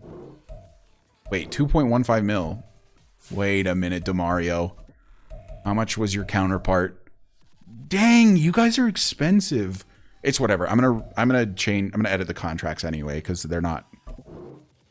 I always edit the UDFA contracts to be actual UDFA contracts because this is not what UDFA contracts look like in the NFL. Okay, so that makes the roster full. And with that, the offseason is officially over. It took a very long time. We had a lot to work through. I do think that the team is improved, but not by a lot. I would probably anticipate us going around 10-6, 10-7-ish again. But improved for sure. The defense, I think, particularly is better. I think that in particular is a lot better, the defense. I'm curious if we can see our season schedule. Oh, we play with Bills week 1. Bills, Cardinals, Ravens, Pats, Chiefs, Seahawks, Dolphins, Niners, Panthers, Titans, Chiefs, Chargers, Jets, Raiders, Chargers, Rams, Raiders. This is a kind of tough schedule. Bills are a good team. Cardinals are kind of bad. Ravens are very good. Here's the Javonte Williams revenge game, which is fun. I like that that's here. Chiefs are obviously incredible. Seahawks are good. Dolphins are good. Niners are good. Panthers are, I think they're good in this. Titans, I am not sure. Chiefs are obviously good. Chargers are good. Jets are decent. Raiders kind of suck. Chargers are good. The Rams, I think, are bad, and the Raiders are not good. So, I don't know. Kind of a tough schedule. Don't forget Jack Campbell. I don't know if there's a way I'm getting Jack Campbell, my friend. Let's have a chat with the Lions.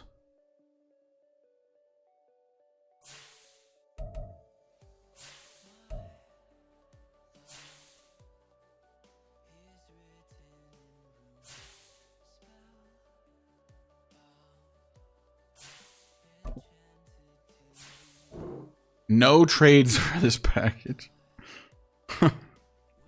They don't want anything for Jack Campbell. That's funny. Anyway, chat. Oh my god, I dropped my controller. I think that's gonna do it for me. I'm gonna go do some off-stream stuff, edit players, give people their numbers, all that type of stuff. But yeah, I appreciate you guys hanging out. It was a great stream. It was really fun. It was very chaotic. I'll try to be a little more planned for off-season streams in the future. I feel like I kind of just did whatever.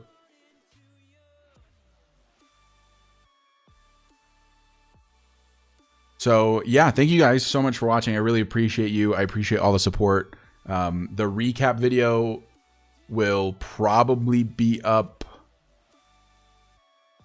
on Monday or Tuesday for this, and then we'll do a preseason video, and then the regular season will start. So but yeah, thank you guys so much. I will see you when I see you. I might be streaming MLB The Show tomorrow, so be on the lookout. Have a good rest of your day.